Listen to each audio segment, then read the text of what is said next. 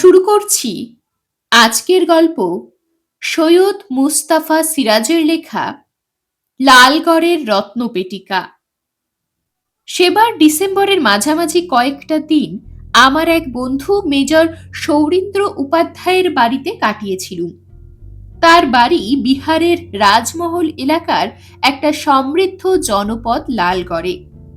গঙ্গার একটা শাখা একে বেঁকে কিছু দূর চলার পর আবার ধনুকের মতো বেঁকে গঙ্গায় মিশেছে। কাজেই বলতেই হবে এর মাঝামাঝি পাহাড় আর অরণ্যের মাঝখানে লালগড়কে যেন গঙ্গায় দুহাত বাড়িয়ে নিজের কোলে ধরে রাখার চেষ্টা করেছে। ভূপ্রকৃতির এই ধরনের খেলা সচরাচর দেখা যায় না। সৌরীন্দ্র আমাকে বলেছিলেন তার পূর্বপুরুষ বসবাসের জন্য এই লালগড়কেই বেছে নিয়েছিলেন, কারণ এর চারদিকেই গঙ্গা মাইজি পাহারা দিচ্ছেন। উত্তরে গঙ্গা, পূর্বেও গঙ্গা, পশ্চিমেও গঙ্গা, আবার দক্ষিণেও গঙ্গা। অবশ্য দক্ষিণের গঙ্গাই মূল ধারা। সেখানে এই নদী পূর্ব বাহিনী, বিস্তারও কমপক্ষে চর সমেত ৭-৮ মাইলেরও বেশি।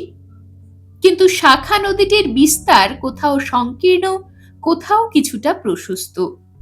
প্রথমে উত্তর বাহিনী হয়ে ঘুরতে ঘুরতে আবার সে দক্ষিণে এসে মূলধারায় মিশেছে। সৌরীন্দ্রের ধারণা তারই কোনো পূর্বপুরুষ লালগড়কে শত্রুর আক্রমণ থেকে রক্ষার জন্য আসলে একটা খাল কেটেছিলেন। তা না হলে এই প্রায় ত্রিকোণ শাখাটির নাম কাটিগঙ্গা হবে কেন? কাটিগঙ্গা দিয়ে ঘেরা পাহাড় আর অরণ্যময় ভূখণ্ডটির আয়তন প্রায় ৪০ বর্গমাইল।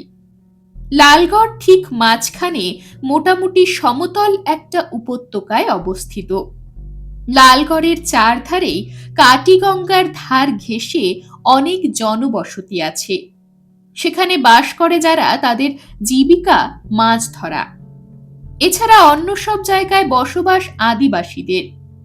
সৌরীন্দ্র উপাধ্যায়ের ঠাকুরদা ব্রিটিশ সরকারের কাছে কাটিগঙ্গার উত্তর দিকে একটা ব্রিজ তৈরির জন্য সাধাসাধি করেও সফল হননি। কিন্তু স্বাধীনতার পর বছর ১০-এর মধ্যেই উত্তরে ব্রিজ তৈরি হয়েছিল। এর ফলে ত্রিভুজাকৃতি ভূখণ্ডটির সঙ্গে উত্তর বিহারের যোগাযোগ গড়ে ওঠে, আর তাতে লালগড়ের সমৃদ্ধি আরও স্ফীত হয়ে ওঠে। তখন অবশ্য উপাধ্যায় পরিবারের মুঠো থেকে ভূখণ্ডটি বেরিয়ে গেছে। লালগড়ে পুলিশের থানা, কোর্ট কাছারি সবই হয়েছে। স্কুল কলেজও হয়েছে। শুধু একটি বিস্তীর্ণ টিলার মাথা কেটে গড়ে তোলা কেল্লা বাড়িটি উপাধ্যায় পরিবারের হাতেই থেকে গেছে। তবে সেই কেল্লা বাড়ি আর বাসযোগ্য হয়েছিল না। প্রাসাদগুলি ভেঙে চুরে জঙ্গল গজিয়ে উঠেছিল। বংশের একমাত্র সলতে সৌরীন্দ্র উপাধ্যায় তাদের পরিত্যক্ত কেল্লাবাড়ি থেকে একটু তফাতে বাড়ি তৈরি করেছিলেন। বাড়িটা একেবারেই বাংলোর ধাঁচে গড়া। এই ধরনের বাংলোয় একসময় ইউরোপীয়রা বাস করতেন। এই সুযোগেই জানানো উচিত সৌরীন্দ্র উপাধ্যায় আমার মতোই ব্রিটিশ সেনাবাহিনীতে ছিলেন। বয়সে আমার চেয়ে কিছুটা ছোট, এবং মজার কথা, আমার অধীনেই স্বাধীন সরকারের পূর্বাঞ্চল বাহিনীতে তিনি ছিলেন একজন কমিশন অফিসার মাত্র। নেফা জঙ্গলে একটি বাহিনীকে গেরিলা যুদ্ধে তালিম দিতুম আমি। সেই বাহিনীতে বেছে বেছে সৈনিক এবং অফিসার অর্থাৎ কমিশন ব্যাংকের লোকেরাও ছিলেন। আমি অবসর নিয়ে চলে আসার কিছুদিন পরে সৌরীন্দ্র মেজর র্যাঙ্কে ওঠেন। অবসর গ্রহণের পরও আমার সঙ্গে তিনি যোগাযোগ রাখতেন। কখনো আমার অ্যাপার্টমেন্টে এসে অতিথি হতেন, কখনো চিঠি লিখে খবরাখবর নিতেন। আমাদের মধ্যে বন্ধুত্বের একটা প্রধান কারণ আমরা দুজনেই প্রকৃতি প্রেমিক। যাই হোক, তারই ডাকে অনেকবারই আমি লালগড়ে তার বাংলোয় গিয়ে বাস করেছি। বন, জঙ্গল, পাহাড় পর্বতে দুজনেই টোটো করে ঘুরেছি। তখন বন্যপ্রাণী শিকার নিষিদ্ধ ছিল না। মাঝে মাঝে মেজর সৌরীন্দ্র উপাধ্যায় নেহাত খাওয়ার জন্য পাখি শিকার করতেন। উল্লেখ করা উচিত, তখনও আমি প্রকৃতি পরিবেশের মধ্যে ভারসাম্যের অর্থাৎ ইকোলজির ব্যাপারটা স্পষ্ট করে বুঝতাম না। দুই বন্ধুতে সারাদিন পাহাড়ে জঙ্গলে পাখি প্রজাপতি আর অর্কিডের খোঁজে ঘুরে বেড়াতুম, আর প্রায় প্রতিদিনই দুপুরে আর রাত্রে খাওয়ার জন্য বুনো হাঁস বা তিতির শিকার করে আগুনে ঝলসে লাঞ্চ পর্ব সেরে নিতুম। সঙ্গে থাকতো এক ধরনের রুটি, তন্দুরের রুটি বলাই ভালো, আর প্যাকেটে ভর্তি থাকতো নুন, কাঁচা লঙ্কা, এই সব জিনিস যা মানুষের জিভের জন্য অপরিহার্য। বাড়তি কিছু শিকার নিয়ে বাংলোয় ফেরা ছিল আমাদের অভ্যেস। রাত্রে বাংলোর ফায়ার প্লেসের সামনে বসে কফি পানের পর চুরুট টানতে টানতে আমরা সামরিক জীবনের অনেক স্মৃতি নিয়ে আলোচনা করতুম। বাংলো পাহারা দেওয়ার জন্য একজন দারোয়ান আছে, তার নাম মহাবীর সিং। সেও সেনাবাহিনীতে ছিল। মেজর সৌরিন্দ্রের সঙ্গে সেই সূত্রে তার আলাপ। আর কেয়ারটেকার এবং বাজার সরকার দুই কাজের দায়িত্ব রতনলাল শর্মার হাতে। মধ্যবয়সী এবং মোটামুটি লেখাপড়া জানা এই মানুষটি সৌরিন্দ্রের খুব বিশ্বস্ত। রতনলালের পূর্বপুরুষও লালগড় কেল্লার কর্মচারী ছিলেন, আর রান্নার ভার এক মুসলমান বাবুর্চির হাতে। তার নাম করিম খা। সৌরিন্দ্রের পরিবারে নাকি জাত বিচার একেবারেই ছিল না। তার বাবা ঠাকুরদা সবাই বিলেত ফেরত ছিলেন এবং মানুষ হিসাবে খুব উদার প্রকৃতির। উপাধ্যায় পদবী একান্তভাবে ব্রাহ্মণের। উপাধ্যায় থেকেই ওঝা শব্দটা এসেছে। বাংলায় ওঝা পদবীধারীরা ব্রাহ্মণ। অথচ এটাই আশ্চর্য, ওই ত্রিকোণ ভূখণ্ডে যারা আগে বাস করত তারা রাজবাড়ির এসব ব্যাপারে মাথা ঘামাতো না। স্বাধীনতার পরবর্তীকালে লালগড়ে যখন বাইরের লোকের ভিড় বেড়েছিল, তখন রাজপরিবারের একমাত্র শেষ জীবিত বংশধর মেজর সৌরিন্দ্র উপাধ্যায় একেবারে বিচ্ছিন্নভাবে জীবনযাপন করেন। তাকে নিয়ে কারোর মাথা ব্যথা ছিল না। সৌরিন্দ্রের স্ত্রী ছিলেন এক মেম সাহেব, কিন্তু স্বামীর এই বন্য জীবনযাপনের সঙ্গে খাপ খাওয়াতে না পেরে তিনি ডিভোর্স নিয়ে লন্ডনে ফিরে যান। সৌরিন্দ্র বলতেন, আমার সৌভাগ্য যে এমিলির গর্ভে কোনো সন্তান আসেনি। বিহারের জাতপাত সংক্রান্ত উগ্র কুসংস্কার সৌরিন্দ্র পরিবারকে বারবার দূরে সরিয়ে রেখেছিল। এতে তিনি স্বস্তি পেয়েছিলেন। এতক্ষণ ধরে বিস্তারিত এই বিবরণ দেওয়ার একটি উদ্দেশ্য, যিনি আমার এই জার্নাল পড়বেন তার কাছে সে ঘটনা বলতে যাচ্ছি, তার পরিপ্রেক্ষিতে স্পষ্ট হবে। বিশেষ করে সেবার ডিসেম্বরে গিয়ে যে রোমাঞ্চকর এবং রহস্যময় গোলকধাঁধায় ঘুরে মরেছিলুম, তার সূত্র পেতে এই প্রস্তাবনার দরকার ছিল। সেই ডিসেম্বরের মাঝামাঝি লালগড়ে সাংঘাতিক শীত আমাদের দুজনের মতো প্রাক্তন যোদ্ধাকে, যারা একসময় এর চেয়েও ভয়ঙ্কর অবস্থায় কাটিয়েছে, তাদের পক্ষেও অসহনীয় ছিল। এ কথা অস্বীকার করা ঠিক হবে না। তাছাড়া বয়সের ব্যাপারটাও একটা কারণ। তাই অভ্যেস মতো প্রাতঃভ্রমণে বের হতুম বেশ খানিকটা দেরি করেই। 10টার আগে কুয়াশা মিলিয়ে যেত না। আমরা বেরিয়ে পড়তুম 7:30 নাগাদ। তারপর কাঁচা রাস্তা দিয়ে কিছুটা এগিয়ে প্রাচীন একটা মন্দিরের ধ্বংসাবশেষের পাশে প্রকাণ্ড বেদির মতো পাথরে বসে কিছুক্ষণ অপেক্ষা করতুম।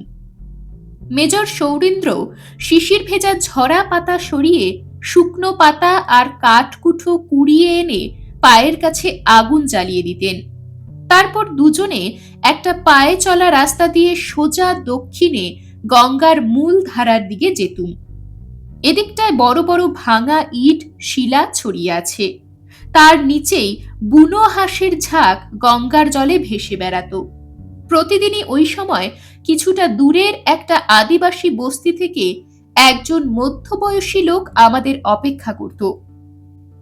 মেজর সৌরিন্দ্র বন্দুকের গুলিতে এক ঝাঁক হাঁসকে ভয় পাইয়ে দিতেন এবং তারা তার বন্দুকের আয়ত্তে আসার জন্যই যেন একটুখানি উড়ে গিয়ে ঘুরে ঝাঁপিয়ে পড়ত। ওই অবস্থায় সৌরিন্দ্রের বন্দুক থেকে দ্বিতীয় গুলি কমপক্ষে 3টি হাঁসকেও আঘাত করতে পারত। আদিবাসী লোকটির নাম ছিল ভারুয়া। অবাক হয়ে লক্ষ্য করতুম সে তখনই গঙ্গার ঠান্ডা হিম জলে ঝাঁপ দিয়ে আহত বা মৃত হাঁসগুলোকে আশ্চর্য দক্ষতায় কুড়িয়ে পাড়ে উঠে আসত। সৌরীন্দ্র তাকে একটা হাঁস বকশিস দিলেই সে খুশি। সেবার আমি লালগড়ে যাওয়ার তৃতীয় দিনে সেই মন্দিরের কাছে পাথরের উপরে বসে আছি এবং সৌরীন্দ্র যথারীতি শুকনো পাতা কাঠকুঠো কুড়িয়ে জড়ো করছেন। এমন সময় পেছনের দিক থেকে শুকনো পাতার উপর পায়ের শব্দ কানে এলো। আমার প্রশিক্ষিত কানে সেই শব্দ ধ্বনিত হতেই বুঝতে পারলুম পেছনের ধ্বংসাবশেষের আড়াল থেকে যে হেঁটে আসছে সে মানুষই বটে, কিন্তু তার শরীরটা আমার চেয়েও ওজনদার। মুহূর্তের জন্যে আমার সেই ইনটিউশন জানিয়ে দিল সম্ভবত আমরা বিপন্ন। আমার ওভারকোটের ভেতর পকেটে অটোমেটিক 6 রাউন্ডার রিভলভার আছে, তবে আমার হাতে মেজর সৌরীন্দ্রের লোডেড রাইফেলটাও আছে। পাখি শিকারের বন্দুকটা তিনি পাখি শিকারের সেই পাথরটার গায়ে ঠেস দিয়ে রেখেছিলেন। ভারী পায়ের শব্দটা শোনা মাত্র আমি ঘুরে বসেছিলুম এবং তারপরেই উঠে দাঁড়িয়ে রাইফেল তাক করে হিন্দিতে প্রায় গর্জন করে উঠলুম, কে আসছো, সাড়া দাও। অমনি শব্দটা থেমে গেল। মেজর সৌরীন্দ্র চমকে উঠেছিলেন এবং সঙ্গে সঙ্গে বন্দুকটা হাতে নিয়ে জিজ্ঞেস করলেন, কি হয়েছে কর্নেল সরকার? তার কথার জবাব না দিয়ে আবার আমি হুমকি দিয়ে বলে উঠলুম, এখনই সামনে না এলে আমি গুলি ছুড়ব। তুমি কোথায় আছো আমি জানতে পেরেছি। এবার কেউ হা হা করে হেসে উঠল। অমনি সৌরীন্দ্রও হেসে উঠলেন। তারপর বললেন, আপনাকে বলা হয়নি কর্নেল সরকার, সম্প্রতি এই এলাকায় এক পাগলা সাধু বাবা এসেছে। সবাই তাকে পাগলা বাবা বলে। তাকে দেখলে আপনি অবাক হবেন, কারণ এবার দুহাতে পেছন দিকে ঝোপঝাড় ঠেলে সেই পাগলা বাবার আবির্ভাব ঘটল। আমি সত্যি হতবাক হয়ে তাকিয়ে থাকলুম। আমার উচ্চতা 6 ফুট 2 ইঞ্চি, আর ওই সাধু বাবা আমার চেয়েও উঁচু মানুষ। প্রকাণ্ড তার শরীর। এই প্রচন্ড শীতে তার শরীর প্রায় নগ্ন বলাই চলে। শুধু কোমরে এক ফালি নোংরা লাল কাপড় কৌপিনের মতো পরা আছে। তার গলায় একটা রুদ্রাক্ষের মালা, মাথায় ধূসর জটা, মুখে দাড়ি গোফের জঙ্গল, কপালে খানিকটা লাল ছোপ, সম্ভবত সিঁদুরের তিলক কিভাবে ঘষা খেয়ে রক্তের ছোপের মতো দেখাচ্ছে। সত্যি বলতে কি, এই রকম প্রকাণ্ড মানুষ আমি আমেরিকায় কৃষ্ণাঙ্গদের মধ্যেই দেখেছি। এই সাধু বাবা অবশ্য কৃষ্ণাঙ্গ নন। ধুলো বা ছাই মাখা শরীরের কোনো কোনো জায়গা শিশিরে ভিজে চামড়ার প্রকৃত রং বোঝা যাচ্ছে। পাগলা বাবা গঙ্গা স্নান করলেই ফর্সা হয়ে যাবেন, এতে কোনো সন্দেহ নেই। পাগলা সাধু আমার সামনে অন্তত হাত 10 দূরে দাঁড়িয়ে গেলেন। তার দু চোখের দিকে তাকিয়ে অবাক হলুম। চোখ দুটো যেন মানুষের নয়, কোনো হিংস্র জন্তুর। ততক্ষণে আমি রাইফেল মাটিতে নামিয়ে নলটা ধরে আছি। পাশ থেকে মেজর সৌরীন্দ্র সকৌতুকে এই দৈত্যাকৃতি সন্ন্যাসীকে করজোড়ে প্রণাম করে হিন্দিতে বললেন, ক্ষমা করবেন সাধু বাবা, ইনি আমার বন্ধু। আসলে আপনার কথা উনি জানতেন না, তাই আপনার সঙ্গে বেয়াদবি করে ফেলেছেন। আমি সৌরীন্দ্রের দিকে আর চোখে তাকিয়ে লক্ষ্য করলুম তিনি চোখের ভাষায় আমাকে কিছু বলছেন।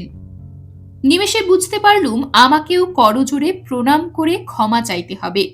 অতএব আমিও রাইফেলের নল আমার উরুর ওপর ঠেকিয়ে রেখে তাকে প্রণাম করে বললুম, ক্ষমা করবেন সাধু বাবা, আসলে আমি ভেবেছিলুম আপনি নয়, অন্য কেউ আমাদের সঙ্গে শত্রুতা করতে আসছে। পাগলা বাবার চোখ থেকে সেই হিংস্র ভাবটা মুছে গেল এবং তিনি আবার হা হা করে অট্টহাসি হাসলেন। তারপর চাপা কণ্ঠস্বরে সৌরীন্দ্রের উদ্দেশ্যে বললেন, বেটা, তোর কপালে রাজতিলক দেখতে পাচ্ছি। এতদিন তোকে দূর থেকে দেখছি, এবার কাছে থেকে দেখার জন্য চুপি চুপি আসছিলুম।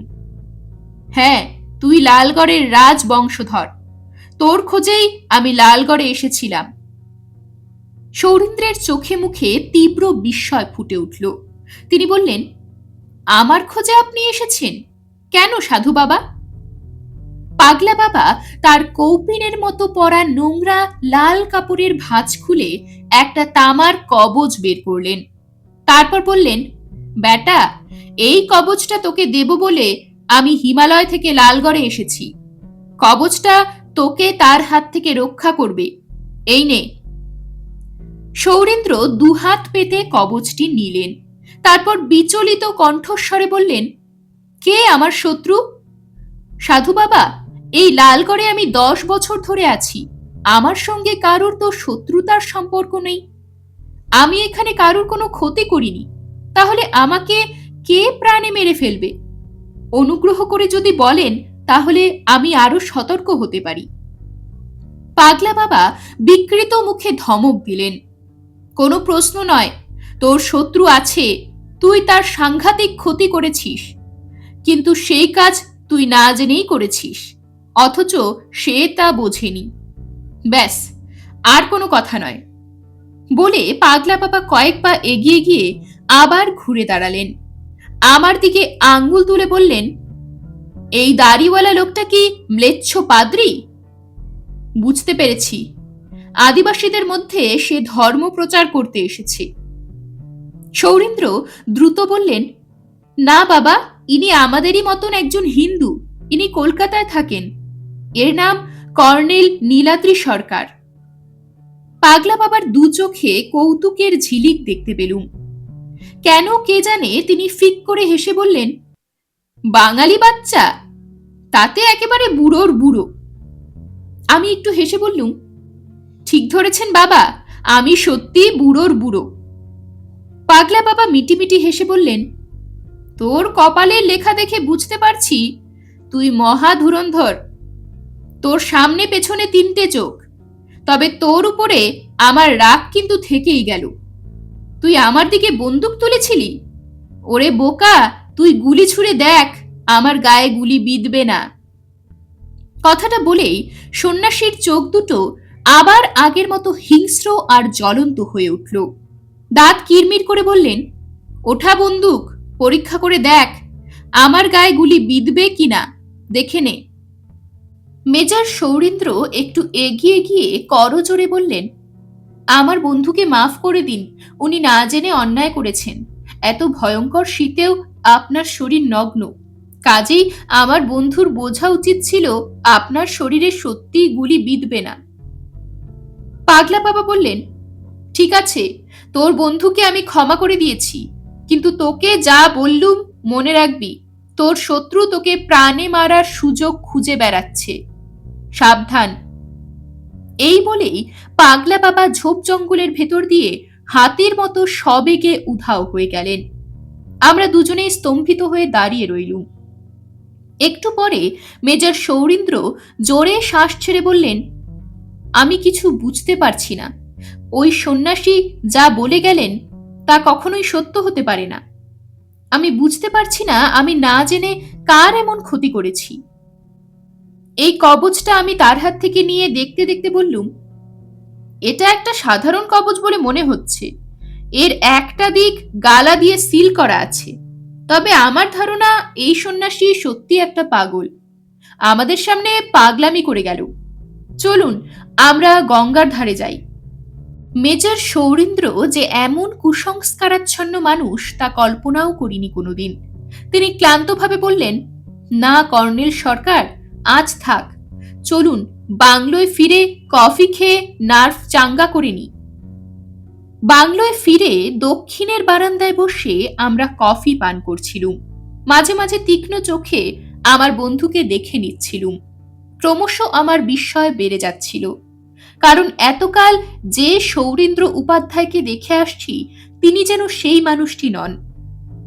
বেপরোয়া এবং যে কোনো ঝুঁকি নিতে প্রস্তুত এমন একজন দুঃসাহসী এবং এই বয়সেও দৈহিকভাবে যথেষ্ট শক্তিশালী মানুষটি আজ হঠাৎ যেন একেবারে বিধ্বস্ত হয়ে পড়েছেন। যতক্ষণ তিনি কফি পান করলেন ততক্ষণ তাকে দেখে মনে হচ্ছিল রুগ্ন এবং আড়ষ্ট। তিনি নির্বাক বলেই আমিও নিশ্চুপ ছিলুম। কফি পানের পর চুরুট ধরিয়ে চেয়ারে হেলান দিলুম। ততক্ষণে কুয়াশা অনেকটা স্বচ্ছ হয়েছে। হঠাৎ মেজর সৌরীন্দ্র যেন ঘুম থেকে জেগে ওঠার মতো নড়ে বসলেন। তারপর এক্সকিউজ মি বলে চেয়ার থেকে উঠে ঘরে ঢুকলেন। তার বন্দুক এবং রাইফেল পিছনে দেওয়ালে ঠেস দিয়ে দাঁড় করানো ছিল। আগ্নেয়াস্ত্র দুটো নিয়ে যেতে তিনি যেন ভুলে গেলেন। গেটের দিকে মহাবীর সিংকে দেখতে পাচ্ছিলুম। গেটটা সে খুলে দিল। রতন শর্মা সাইকেলে চেপে বাজার থেকে ফিরলেন। তারপর আমার চোখে পড়ল গেটের কাছেই মহাবীর তাকে কিছু বলল। অমনি রতনবাবুর মুখের হাবভাব বদলে গেল। তিনি লন দিয়ে সাইকেল ঠেলতে ঠেলতে বাদিকে ঘুরে অদৃশ্য হয়ে গেলেন। বাংলো বাড়ির সদর দরজাটা পশ্চিমে, কিচেন এবং রতনবাবুর থাকার ঘর উত্তরে। একটু পরে করিম খাঁ কফির কাপ প্লেট এবং অর্ধভুক্ত স্ন্যাক্সের প্লেট শুদ্ধ প্রকাণ্ড ট্রেটা দু হাতে তুলে ধরে গম্ভীর মুখে চাপা স্বরে বলল, কর্নেল সাব, হুজুর আপকা দোস্ত আজ হাপে ফিরে এলেন। তাকে এক পলক দেখে মালুম হলো কিছু গড়বড় হয়েছে। সে প্রায় ফিসফিস করে কথা বলছিল। আমিও তেমনি চাপা স্বরে তাকে বললুম, এর আগেও কি আমার দোস্ত সাবকে কখনো তুমি এমন অবস্থায় দেখেছো? না, আমি খালি হাতে ফেরার ব্যাপারটা বলছি না। তুমি নিশ্চয়ই লক্ষ্য করেছো ওকে খুব কাহিল দেখাচ্ছে। করিম খাঁ বিকৃত মুখে বলল, আমার মনে হচ্ছে কর্নেল সাব, আপনার চোখে না পড়লেও আমার মালিকের চোখে আবার সেই শয়তানটা ধরা পড়েছিল। চমকে উঠে বললুম, শয়তানটা কে? করিম খাঁ বলল, আপনি আমার মালিককে পুছ করলে উনি কথাটা হেসে উড়িয়ে দেবেন, কিন্তু আমি জানি যখনই উনি ওই শয়তানকে জঙ্গলের আড়ালে কোথাও উকি দিতে দেখেন তখনই উনি জঙ্গলের দিকে তাক করে ফায়ার করেন। দ্রুত বললাম, আজ কিন্তু তোমার মালিক তেমন কিছু করেননি, তবে এক সাধু যাকে সবাই পাগলা বাবা বলে। করিম খাঁ আমার কথার উপর বলে উঠল, পাগলা বাবাকে আমিও দেখেছি, সে আবোল তাবোল বাতচিত করে, তার কথা আমি বলছি না। হুজুর কর্নেল সাব, মওকা পেলে আমি আপনাকে শয়তানটার কথা বলবো। এর আগে আপনি কতবার এসেছেন, তখন কিন্তু এই আপদটা ছিল না। কথাটা বলেই সে ট্রে হাতে নিয়ে দ্রুত বারান্দার পূর্ব দিকে এগিয়ে গেল এবং বাঁ দিকে ঘুরে অদৃশ্য হলো। বলা দরকার বাংলো বাড়িটার চারদিকেই চওড়া বারান্দা এবং বারান্দার উপরটা রঙিন টালির ঢালু চালে ঢাকা। আমার পিঠের দিকে যে ঘর সেটা গেস্ট রুম। ওই ঘরটায় আমি থাকি। এর সংলগ্ন একটা বাথরুম আছে, তার ওপাশে প্রশস্ত ড্রয়িং রুম এবং তার সংলগ্ন মেজর সৌরেন্দ্রের বেডরুম। মেজর সম্ভবত তার বেডরুমে গিয়ে ঢুকেছেন ভেবে আমি বাদিকে মুখ বাড়িয়ে দরজার ভেতরে লক্ষ্য করছিলুম তিনি ফিরে আসছেন কিনা।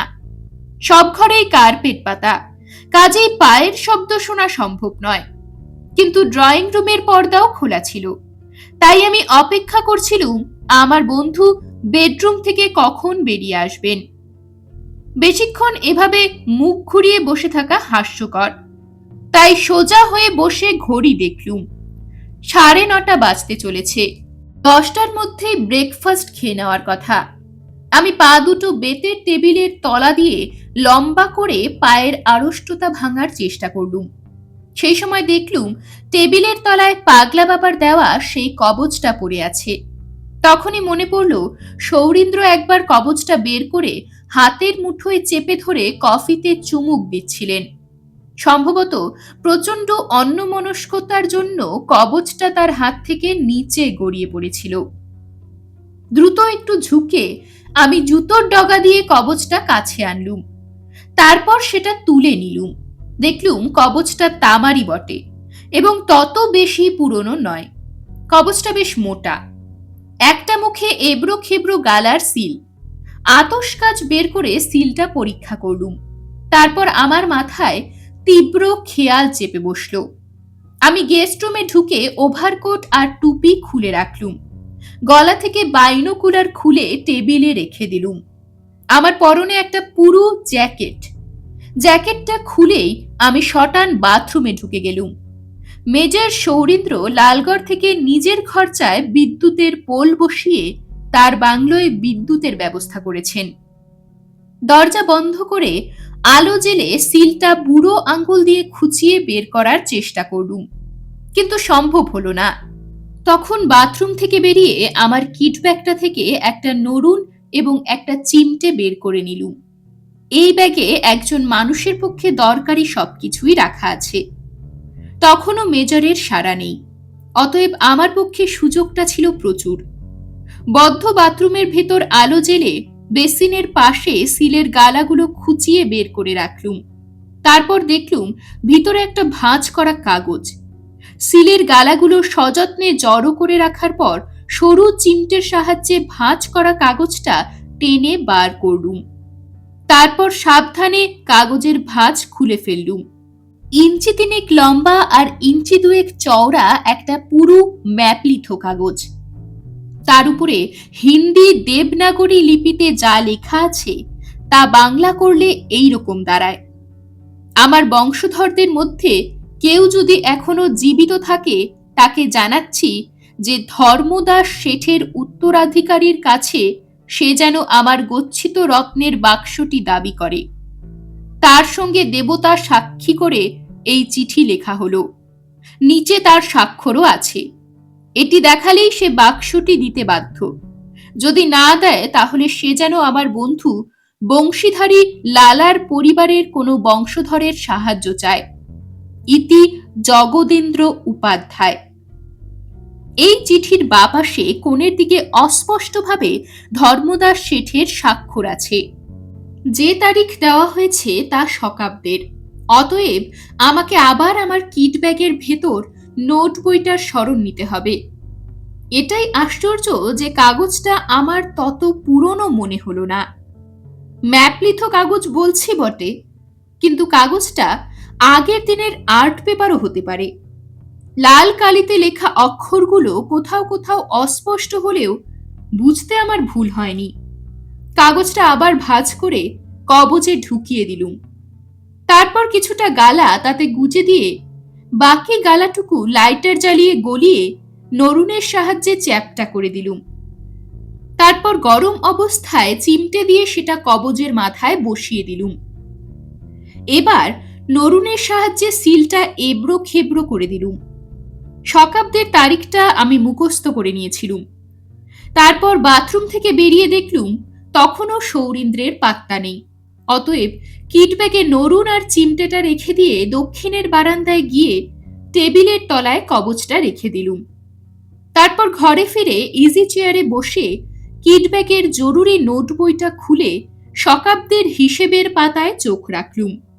বলা দরকার, এই নোট বইয়ে ভারতের সমস্ত অঞ্চলের তো বটেই, বিশ্বের অন্যান্য দেশে প্রচলিত সন তারিখের খ্রিস্টাব্দের হিসেব আমি তৈরি করে রেখেছি। এই নোট বইটাকে আমার স্নেহভাজন সাংবাদিক বন্ধু জয়ন্ত এনসাইক্লোপিডিয়া বলে ঠাট্টা করে। প্রকৃতপক্ষে এটা তাই। শকাব্দের তারিখ হিসেব করে দেখলুম ওই কবজের চিরকুট অর্থাৎ দলিলটা প্রায় 70 বছর আগে লেখা। তারিখ সম্পর্কে নিশ্চিত হওয়ার পর নোট বইটা যথাস্থানে রেখে আমি উঠে দাঁড়িয়েছি। সেই সময় মেজর সৌরীন্দ্র গেস্ট রুমের ভেতর দিয়ে দক্ষিণের বারান্দায় গেলেন। আমার দিকে তিনি যে তাকাননি তা একটু পরেই টের পেলুম। তিনি ডাকছিলেন, কর্নেল সরকার, আপনি কোথায়? তার কণ্ঠস্বর রুগ্ন মানুষের। আমি সাড়া দিয়ে সেদিকে গেলুম। বললুম, আমি বাথরুমে ছিলুম। তারপর লক্ষ্য করলুম তার ডান করতলে সেই কবজটি রাখা আছে এবং তিনি নিষ্পলক চোখে সেদিকে তাকিয়ে আছেন। আমি বসার পর বললুম, পাগলা বাবার কবজটা, এই সম্পর্কে আপনি নিশ্চয়ই কিছু ভাবছেন। তিনি অন্যমনস্কভাবে বললেন, হ্যাঁ, তবে শুধু কবজটা সম্পর্কে নয়, সেই পাগল সন্ন্যাসী সম্পর্কেও আমি চিন্তিত। বললুম, মেজর উপাধ্যায়, এ যাবৎকাল আমার ধারণা আপনি কিছু গোপন করেননি। হ্যাঁ, এবারও যা ঘটল সে সম্পর্কে আমার ধারণার কথা আপনাকে গোপন করব না। এই সময় করিম খা এসে সেলাম ঠুকে বলল, হুজুর সাব, ব্রেকফাস্ট রেডি। সৌরীন্দ্র যেন কষ্ট করে উঠে দাঁড়িয়ে বললেন, চলুন ডাইনিং রুমে যাই, আপনার নিশ্চয়ই খিদে পেয়েছে। আপনাকে এখানে একলা বসিয়ে রেখে চলে গিয়েছিলুম, সেজন্য ক্ষমা চাইছি। বলে তিনি রাইফেল আর শটগানটা দুহাতে তুলে নিয়ে পা বাড়ালেন। দুজনে পূর্বের বারান্দা দিয়ে হাঁটতে হাঁটতে ডাইনিং রুমে গেলুম। সেই সময় জিজ্ঞেস করলুম, এতক্ষণ আপনি কোথায় ছিলেন? তিনি শুধু বললেন, যথাসময়ে বলবো। তার দু কাঁধে দুটো আগ্নেয়াস্ত্র দেখিয়ে দিয়ে করিম খাঁ মুচকি হেসে বলল, হুজুর মেজর সাব, বন্দুক দুটো মেহেরবানি করে টেবিলে রাখুন, তা না হলে হাত দিয়ে খাবেন কি করে? মেজর সৌরীন্দ্রের মুখে এতক্ষণে হাসি ফুটল। তিনি বললেন, করিম খাঁ, তোমার দেখা শয়তানটা আজ খাওয়ার সময় যদি হামলা করে, তাকে মারতে হবে না? করিম খাঁ হাসি মুখে টেবিলে প্লেট সাজাতে ব্যস্ত হলো। সুযোগ পেয়ে জিজ্ঞেস করলুম, কে সেই শয়তান, মেজর উপাধ্যায়? সৌরীন্দ্র যেন কষ্ট করে হেসে আস্তে বললেন, আমি তাকে চিনি না, দেখিনি, শুধু আমার এই বাবুর্চি খান সাহাব তাকে নাকি দেখেছে। লক্ষ্য করলুম করিম খাঁ হঠাৎ গম্ভীর হয়ে গেল। রহস্যটা বোঝা দরকার, অর্থাৎ এবার লালগড়ে এসে আমি একটা বিদঘুটে রহস্যের মুখোমুখি হয়েছি, কারণ সেই পাগলা বাবাও সৌরীন্দ্রকে সতর্ক করেছেন। ব্রেকফাস্টের পর আমি গেস্ট রুমের দক্ষিণের বারান্দায় বসে চুরুট টানছিলুম। একটু পরে মেজর সৌরীন্দ্র উপাধ্যায় গেস্ট রুমের ভেতর দিয়ে বারান্দায় আমার বাঁ পাশে এসে বসলেন। এখন বারান্দায় কিছুটা রোদ এসে পড়েছে। দেখলুম শটগান রেখে সৌরীন্দ্র রাইফেলটা নিয়ে এসেছেন। সেটা দরজার পাশে দেওয়ালে ঠেস দিয়ে দাঁড় করিয়ে রেখে তিনি জ্যাকেটের পকেট থেকে সেই কবচটা বের করে বললেন, কর্নেল সরকার, আমি বুঝতে পারছি না এই কবচটা কিভাবে আমাকে কোনো অজানা শত্রুর হাত থেকে বাঁচাবে। আপনি তো জানেন আমার কোনো কুসংস্কার নেই। বললুম, কিন্তু ব্রেকফাস্টের টেবিলে করিম খাঁ এবং আপনার মধ্যে তখন একজন শয়তানের প্রসঙ্গ উঠে এসেছিল। সে নাকি আপনাকে দূর থেকে উকি মেরে দেখে বা অনুসরণ করে। আমার প্রশ্ন, এই শয়তানটিকে? সৌরীন্দ্র আমার দিকে নিষ্পলক চোখে তাকিয়েছিলেন। আমার কথা শুনে তিনি বললেন, ওটা আসলে করিম খাঁয়ের একটা অদ্ভুত কল্পনা। আমার একটা অভ্যেস ছিল বটে, ওটার জন্য দায়ী করিম খাঁ। তারপর থেকে কোথাও বেরুলে আমার মনে হতো আমার পিছনে কেউ আড়াল থেকে লক্ষ্য করছে। কথাটা বলেই তিনি একটু নড়ে উঠলেন। কর্নেল সরকার, আপনি আমাকে একবার জিজ্ঞাসা করেছিলেন আমি বারবার পিছু ফিরে পেছনে তাকাই কেন। হ্যাঁ, তবে এবারে লক্ষ্য করেছি আপনার ওই অভ্যাসটা আর নেই। সৌরীন্দ্র হাসবার চেষ্টা করে বললেন, আমার বাবুর্চি করিম খাঁ যে কারণেই হোক, যদিও আমি তাকে অসংখ্যবার প্রশ্ন করেও সদুত্তর পাইনি, যেন আমাকে অমূলক আশঙ্কা উপহার দিয়েছিল। যাই হোক, আমি নিজের চেষ্টায় এবং মরিয়া হয়ে ওই অভ্যাসটা দূর করেছিলুম। অবশ্য কখনো কখনো হঠাৎ নিজের অগোচরে আমি চমকে উঠে পিছু ফিরে দৃষ্টির আয়ত্তে থাকা সবকিছু দেখে নিই। কথাটা বলে তিনি কবচটা করতলে রেখে তাকিয়ে রইলেন। একটু পরে আমি চুরুটের একরাশ ধোয়া ছেড়ে জিজ্ঞেস করলুম, আপনাদের বংশে জগদীন্দ্র উপাধ্যায় নামে কাউকে মনে পড়ে? সৌরীন্দ্র ভীষণ চমকে উঠলেন। বললেন, জগদীন্দ্র? বললুম, হ্যাঁ, জগদীন্দ্র উপাধ্যায় ধরুন অন্তত 50 থেকে 70 বছর আগে তিনি জীবিত ছিলেন। সৌরীন্দ্র ব্যগ্রভাবে বললেন, জগদীন্দ্র তো আমার কাকা ছিলেন, তার কথা আপনাকে কখনো বলেছি বলে মনে করতে পারছি না। আপনাকে কে? তার কথার উপর বললুম, এবার দ্বিতীয় প্রশ্ন, আপনি কি ধর্মদাস শেঠকে চিনতেন? সৌরীন্দ্রকে উত্তেজিত দেখালো। তিনি শ্বাস প্রশ্বাস ক্লিষ্ট কণ্ঠস্বরে বললেন, আমার ছেলেবেলায় তাকে চিনতুম। এবার বললুম, তৃতীয় প্রশ্ন, বংশীধারী লালা নামে কাউকে নিশ্চয়ই চিনতেন। সৌরীন্দ্র হঠাৎ যেন ম্রিয়মান হয়ে গেলেন। গলার ভেতরে বললেন, বংশীধারী লালাকেও ছেলেবেলায় চিনতুম। তিনি ছিলেন লালগড়ের সবচেয়ে বড় ব্যবসায়ী, আর শেঠজিও মহাজনী কারবার করতেন। সুদখোর বলে তার খুব দুর্নাম ছিল। কিন্তু আপনি কি করে এদের কথা জানতে পারলেন? আমি একটু চুপ থাকার পর মিটিমিটি হেসে বললুম, আপনার ওই কবচটা আমাকে এইসব খবর দিয়েছে। এতে আপনার অবাক হওয়ার কিছু নেই। কবচ আপনার হাত থেকে টেবিলের তলায় পড়ে গিয়েছিল। আমার অপরাধ নেবেন না। আপনি তো জানেনই, কোনো ঘটনা রহস্যময় মনে হলেই আমি অভ্যেস বসে সেদিকে ঝুঁকে যাই। খুলেই বলছি, কবচটার সিল আমি খুলেছিলুম এবং তার ভেতরে ভাঁজ করা একটা চিরকুট ছিল। আপনি যদি বলেন তাহলে আবার আমি সিল খুলে আপনাকে তা দেখাবো। মেজর সৌরীন্দ্র হতবাক হয়ে কবচটা আমাকে দিলেন। আমি উঠে গিয়ে ঘর থেকে কিট ব্যাগটা বের করে নিয়ে এলুম। তারপর আগের মতোই নরুন ও চিমটের সাহায্যে কাগজটা বের করলুম। তখন বিদ্যুতের আলোয় কাগজটা যতটা সাদা মনে হয়েছিল, বারান্দায় ছায়ায় দেখলুম ওটা ততটা সাদা নয়, বরং ঈষৎ ধূসর। ভাঁজ খুলে চিরকুটটা আমি সৌরীন্দ্রকে দিলুম। বললুম, এতটুকু উত্তেজিত না হয়ে শান্তভাবে এটা পড়ে দেখুন, তারপর এটা নিয়ে আলোচনা করা যাবে।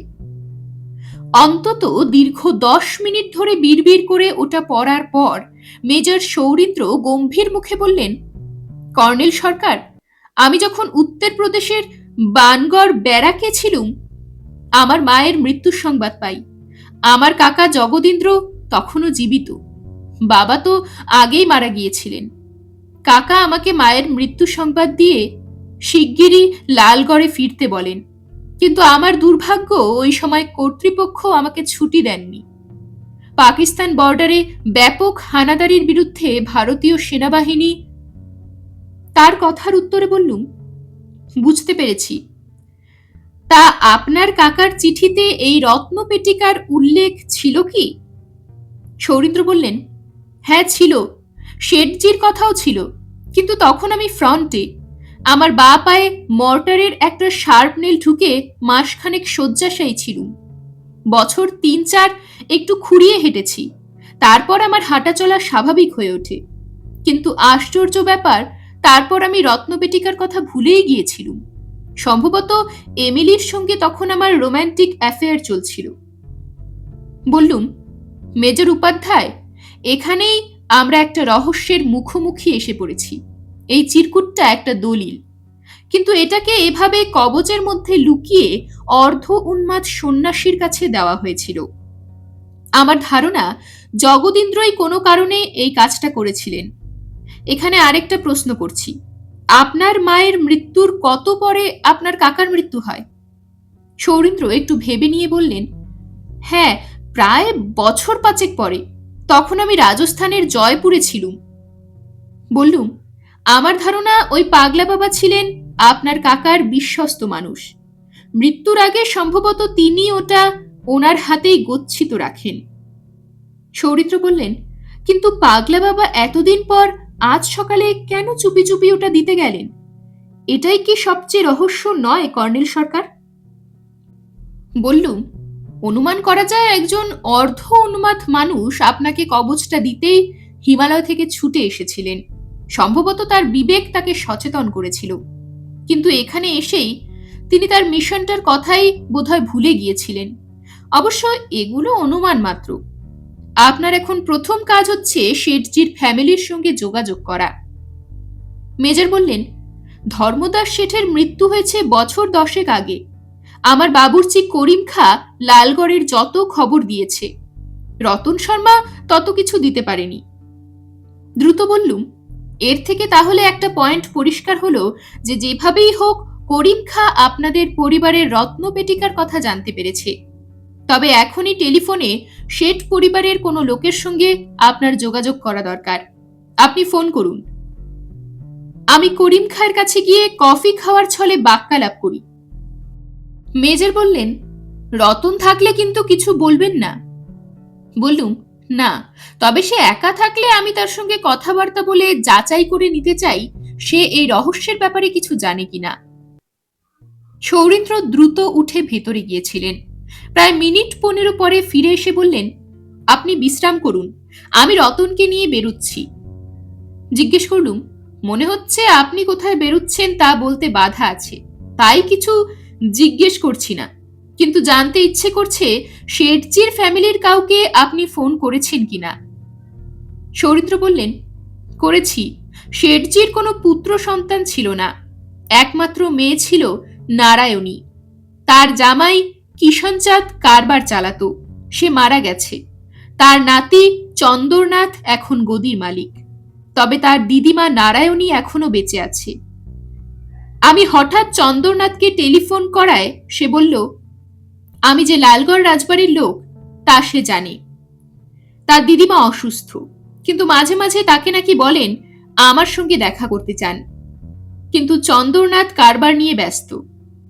বার দুয়েক সে নাকি আমার কাছে লোক পাঠিয়েছিল, কিন্তু আমার দারোয়ান তাকে ভাগিয়ে দিয়েছে। এটা অবিশ্বাস্য। কথাটি আমারও বিশ্বাস হলো না। এই সময় রতন শর্মা উত্তরের গ্যারেজ থেকে গাড়ি বের করে পশ্চিমের লনে দাঁড় করালেন। বললুম, আপনি তাহলে শেঠ বাড়ি যাচ্ছেন? মেজর উপাধ্যায় ঈষৎ বিব্রত মুখে চাপা স্বরে বললেন, আপনি বাইরের মানুষ, কাজেই আপনার সামনে হয়তো কোনো কথা খুলে বলতে নারায়ণী কিংবা তার নাতি চন্দ্রনাথের দ্বিধা হবে।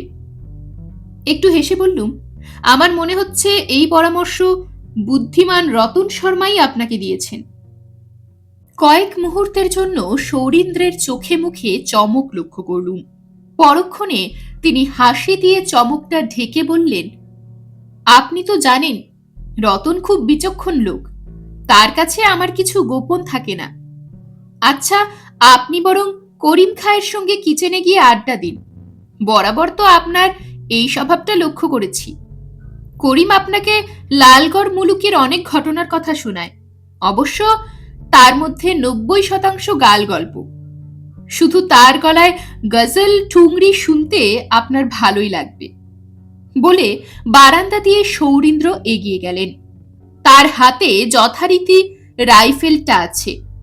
আমার চিন্তা হলো, উনি কি নারায়ণী দেবীর সঙ্গে রাইফেল হাতে নিয়ে কথা বলবেন? দারোয়ান গেট খুলে দিল। তারপর গাড়িটা ঢালু প্রাইভেট রোড দিয়ে নেমে নিচের রাস্তায় পৌঁছলো। বাউন্ডারির দেয়াল ফুট 6 উঁচু এবং তার উপরে কাঁটাতারের বেড়া, কাজেই গাড়িটা দেখা গেল না। কিন্তু লালগড় বাজার তো উত্তর দিকে, অতএব মেজর উপাধ্যায় সিধে রাস্তায় যাবেন এটা ধরে নেওয়া যায়। আমি পশ্চিমের বারান্দায় গিয়ে নেহাত খেয়াল বসে লন পেরিয়ে কেয়ারি করা রম্য উদ্ভিদ আর ফুলের বাগানের ভেতর দিয়ে দেওয়ালের কাছে পৌঁছলুম। লক্ষ্য করলুম দারোয়ান আমাকে দেখছে না। সে খাটিয়ায় রোদ্দুরে শুয়ে পড়েছে এবং যথারীতি তার খাটিয়ার পাশে বন্দুকটা দাঁড় করানো। আমি পেছন ফিরে কিচেনের দিকটাও দেখে নিলুম। বাবুর্চি খাঁ সাহেবও আমাকে লক্ষ্য করছে না। কিচেনের ভেতর থেকে তার চাপা গলায় গাওয়া গানের সুর ভেসে আসছে। করিম খাঁ শুধু উঁচু দরের বাবুর্চিই নয়, সে চমৎকার গজল বা ঠুংরি গানেও ওস্তাদ। আমাকে শ্রোতা পেলে সে খুশি হয়। আমার চোখ তখনও বাইনোকুলারে। আমি জানি রাস্তাটা একটু পরেই চড়াইয়ে উঠেছে, কাজেই মেজরের গাড়িটা দেখতে পাবো। কিন্তু বেশ কিছুক্ষণ পরে গাড়িটাকে আবিষ্কার করলুম পশ্চিম দিকে একটা সংকীর্ণ রাস্তা দিয়ে এগিয়ে আবার ডান দিকে ঘুরল, তারপর শালবনের ভেতর অদৃশ্য হলো। এটা কি রতনের পরামর্শে সৌরিন্দ্রের অতিরিক্ত সতর্কতা, নাকি অন্য কোনো কারণ আছে? আমি ওখান থেকে ক্যাকটাসের টবগুলোর পাশ দিয়ে উত্তরের বারান্দায় উঠে গেলুম। ওখানেই সামনে রতনের ঘর তালাবন্ধ, বাদিকে স্টোর রুম। তারপর পূর্বের বারান্দায় গিয়ে কিছুটা এগিয়ে গেলেই ডাইনে ডাইনিং রুম। ডাইনিং রুম খোলা আছে, তার পেছনে কিচেন। আমি খাঁ সাহেব বলে অভ্যাস মতো সকৌতুকে ডাকতেই সাড়া এলো কিচেন থেকে। করিম খায়ের পরনে বাবুর্চির অ্যাপ্রন, মাথায় উঁচু টুপি। রাজবাড়ির কেতা সে এখনো বজায় রেখে চলেছে। আমাকে দেখে অবশ্য সে মিলিটারি স্যালুট ঠুকল। তারপর বলল, আপনি কিচেনে এসে বসলে খুব আরাম পাবেন, চারিদিকে ঠান্ডার বজ্জাতি। তার কথায় আমি কিচেনে ঢুকে গেলুম। প্রশস্ত আধুনিক কিচেন। এই কিচেন তৈরি হয়েছিল সৌরিন্দ্রের মেম সাহেব স্ত্রী এমিলির তাগিদে। তাকে আমি দেখিনি, কিন্তু এইসব কথা আমার জানা। কিচেনের একপাশে একটা গদি আটা সুন্দর চেয়ার, আগের মতো আমি সেখানেই গিয়ে বসলুম। করিম খা বলল, 1 মিনিট কর্নেল সাব, আপনার জন্য হিটারে কফি বানাচ্ছি। যদি আমার বেয়াদবি মাফ করেন তাহলে আমিও আপনার সামনে কফি খাবো, কারণ আমার মেজাজ একটু বিগড়ে গেছে। সে হিটারের সুইচ অন করে কেটলি বসিয়ে দিল এবং গ্যাসের ওভেনে একটা হাঁড়ির ঢাকনা তুলে একটা হাত দিয়ে তরকারি ঘেটে দিল। তারপর আমার দিকে ঘুরে সে ক্ষুব্ধ কণ্ঠস্বরে বলল, রতনবাবুকে মেজর সাহেব খুব বিশ্বাস করেন। জিজ্ঞেস করলুম, তুমি করো না? করিম খা আসতে বলল, আগে করতাম, এখন করি না। যদি আমাকে পুছ করেন কেন করি না, তাহলে বলবো ম্যানেজার বাবু কখনো কখনো গোপন পূর্বের গেট খুলে জঙ্গলের ভেতরে যান। কেন যান বুঝতে পারি না। একদিন তাকে দেখলাম দৌড়ে একেবারে জানোয়ারের মতো হামাগুড়ি দিয়ে এসে গেটে ঢুকলেন। তারপর গেটের পাশে দেওয়ালের উপর মুখ রেখে কি যেন দেখতে লাগলেন। বললুম, তুমি গিয়ে তখন ওকে জিজ্ঞেস করলে না কেন? করিম আমার কথার উপর বলল, করিনি, কারণ আমি তার এই লুকোচুরি খেলার ব্যাপারটা তার অজান্তেই বুঝতে চাইছিলাম। তারপর একদিন ঠিকই বুঝে গেলাম। সে যখন কফি তৈরি করছে তখন আমি বললুম, তুমি আমাকে যে শয়তানটার কথা বলেছিলে, রতনবাবুর কি তার সঙ্গে কোনো সম্পর্ক আছে? করিম কোনার দিক থেকে একটা ছোট্ট টেবিল টেনে আমার পাশে রাখল। তারপর কফির কাপ প্লেট রেখে 2 পা এগিয়ে নিজের কাপটা তুলে নিয়ে চুমুক দিল। সে বলল, আপনি ঠিকই ধরেছেন কর্নেল সাহেব, আমি সেদিনই বুঝতে পেরেছি ওই শয়তানটার সঙ্গে ম্যানেজার বাবুর ঝগড়া বিবাদ হয়েছে। তো কর্নেল সাহেব, আমি এক নাদান আদমি। মেজর সাহেব আমার সব কথা হেসে উড়িয়ে দেন, কিন্তু আমি নিজের চোখে দেখেছি ম্যানেজার সাহেবের সঙ্গে শয়তানটার বিবাদ হওয়ার পর থেকে সে মেজর সাহেবের পেছনে লেগেছিল। কফিতে চুমুক দিচ্ছিলুম আর এই রহস্য কথা উপভোগ করছিলুম। এবার বললুম, তুমি তো মালিককে জানিয়েছিলে কেউ গোপনে তার পিছু নেয়, তার উদ্দেশ্য যে ভালো নয় তাও তুমি বলেছিলে, কিন্তু আড়ালের সেই দুশমনকে তুমি কি চিনতে পেরেছিলে? বাবুর্চি করিম খা কিচেনের জানলা দিয়ে পশ্চিম দিকটা দেখে নিল। তারপর খুব চাপা স্বরে বলল, ওই শয়তানটার নাম কালুয়া। একসময় সে লালগড়ে গুন্ডাদের সর্দার ছিল। তাকে হাতে রাখতে শেঠজিদের জামাইবাবু টাকা পয়সা দিতেন। কতবার দেখেছি জামাইবাবুর গাড়িতে চেপে সে কাহা কাহা মুল্লুক ঘুরতে যাচ্ছে। তারপর কালুয়া শেঠজিদের দুশমন লালাবাবুদের এক ভাইকে খুন করেছিল। এখানকার পুলিশ শেঠজিদের খানদানের সঙ্গে খুব দোস্তি করে চলে। জামাইবাবু কিষান চাঁদ কেসটা চাপা দিয়েছিল, কিন্তু লালাজিদের বাড়ির ছোট ছেলে, সবাই তাকে ছোটকা বাবু বলে ডাকে, তিনি মেজর সাহেবের চাইতেও বড় শিকারী। কম বয়সে জঙ্গলে বাঘ মেরেছিলেন। 10 বছর আগেও লালগড়ের জঙ্গলে বাঘ ছিল। ভালুক, বুনো শুয়োর, আরো সব অনেক জানোয়ার পশ্চিমের জঙ্গলে থাকে। তো এই ছোটকা সাব কালুয়াকে লালগড় থেকে ভাগিয়ে দিয়েছিলেন। তার বন্দুকের গুলি কালুয়ার বা কানের ওপর দিকটা উড়িয়ে দিয়েছিল।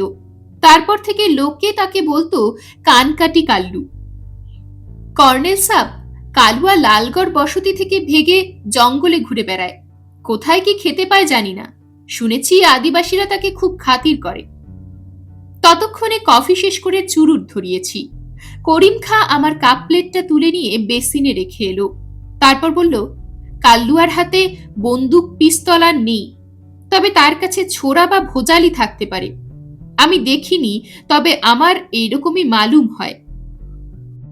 উঠে দাঁড়িয়ে বললুম, খা সাহেব, আমি থাকতে থাকতে যদি কোথাও কালুয়া উকি মারতে এসেছে বলে টের পাও, তখনই আমাকে খবরটা দেবে।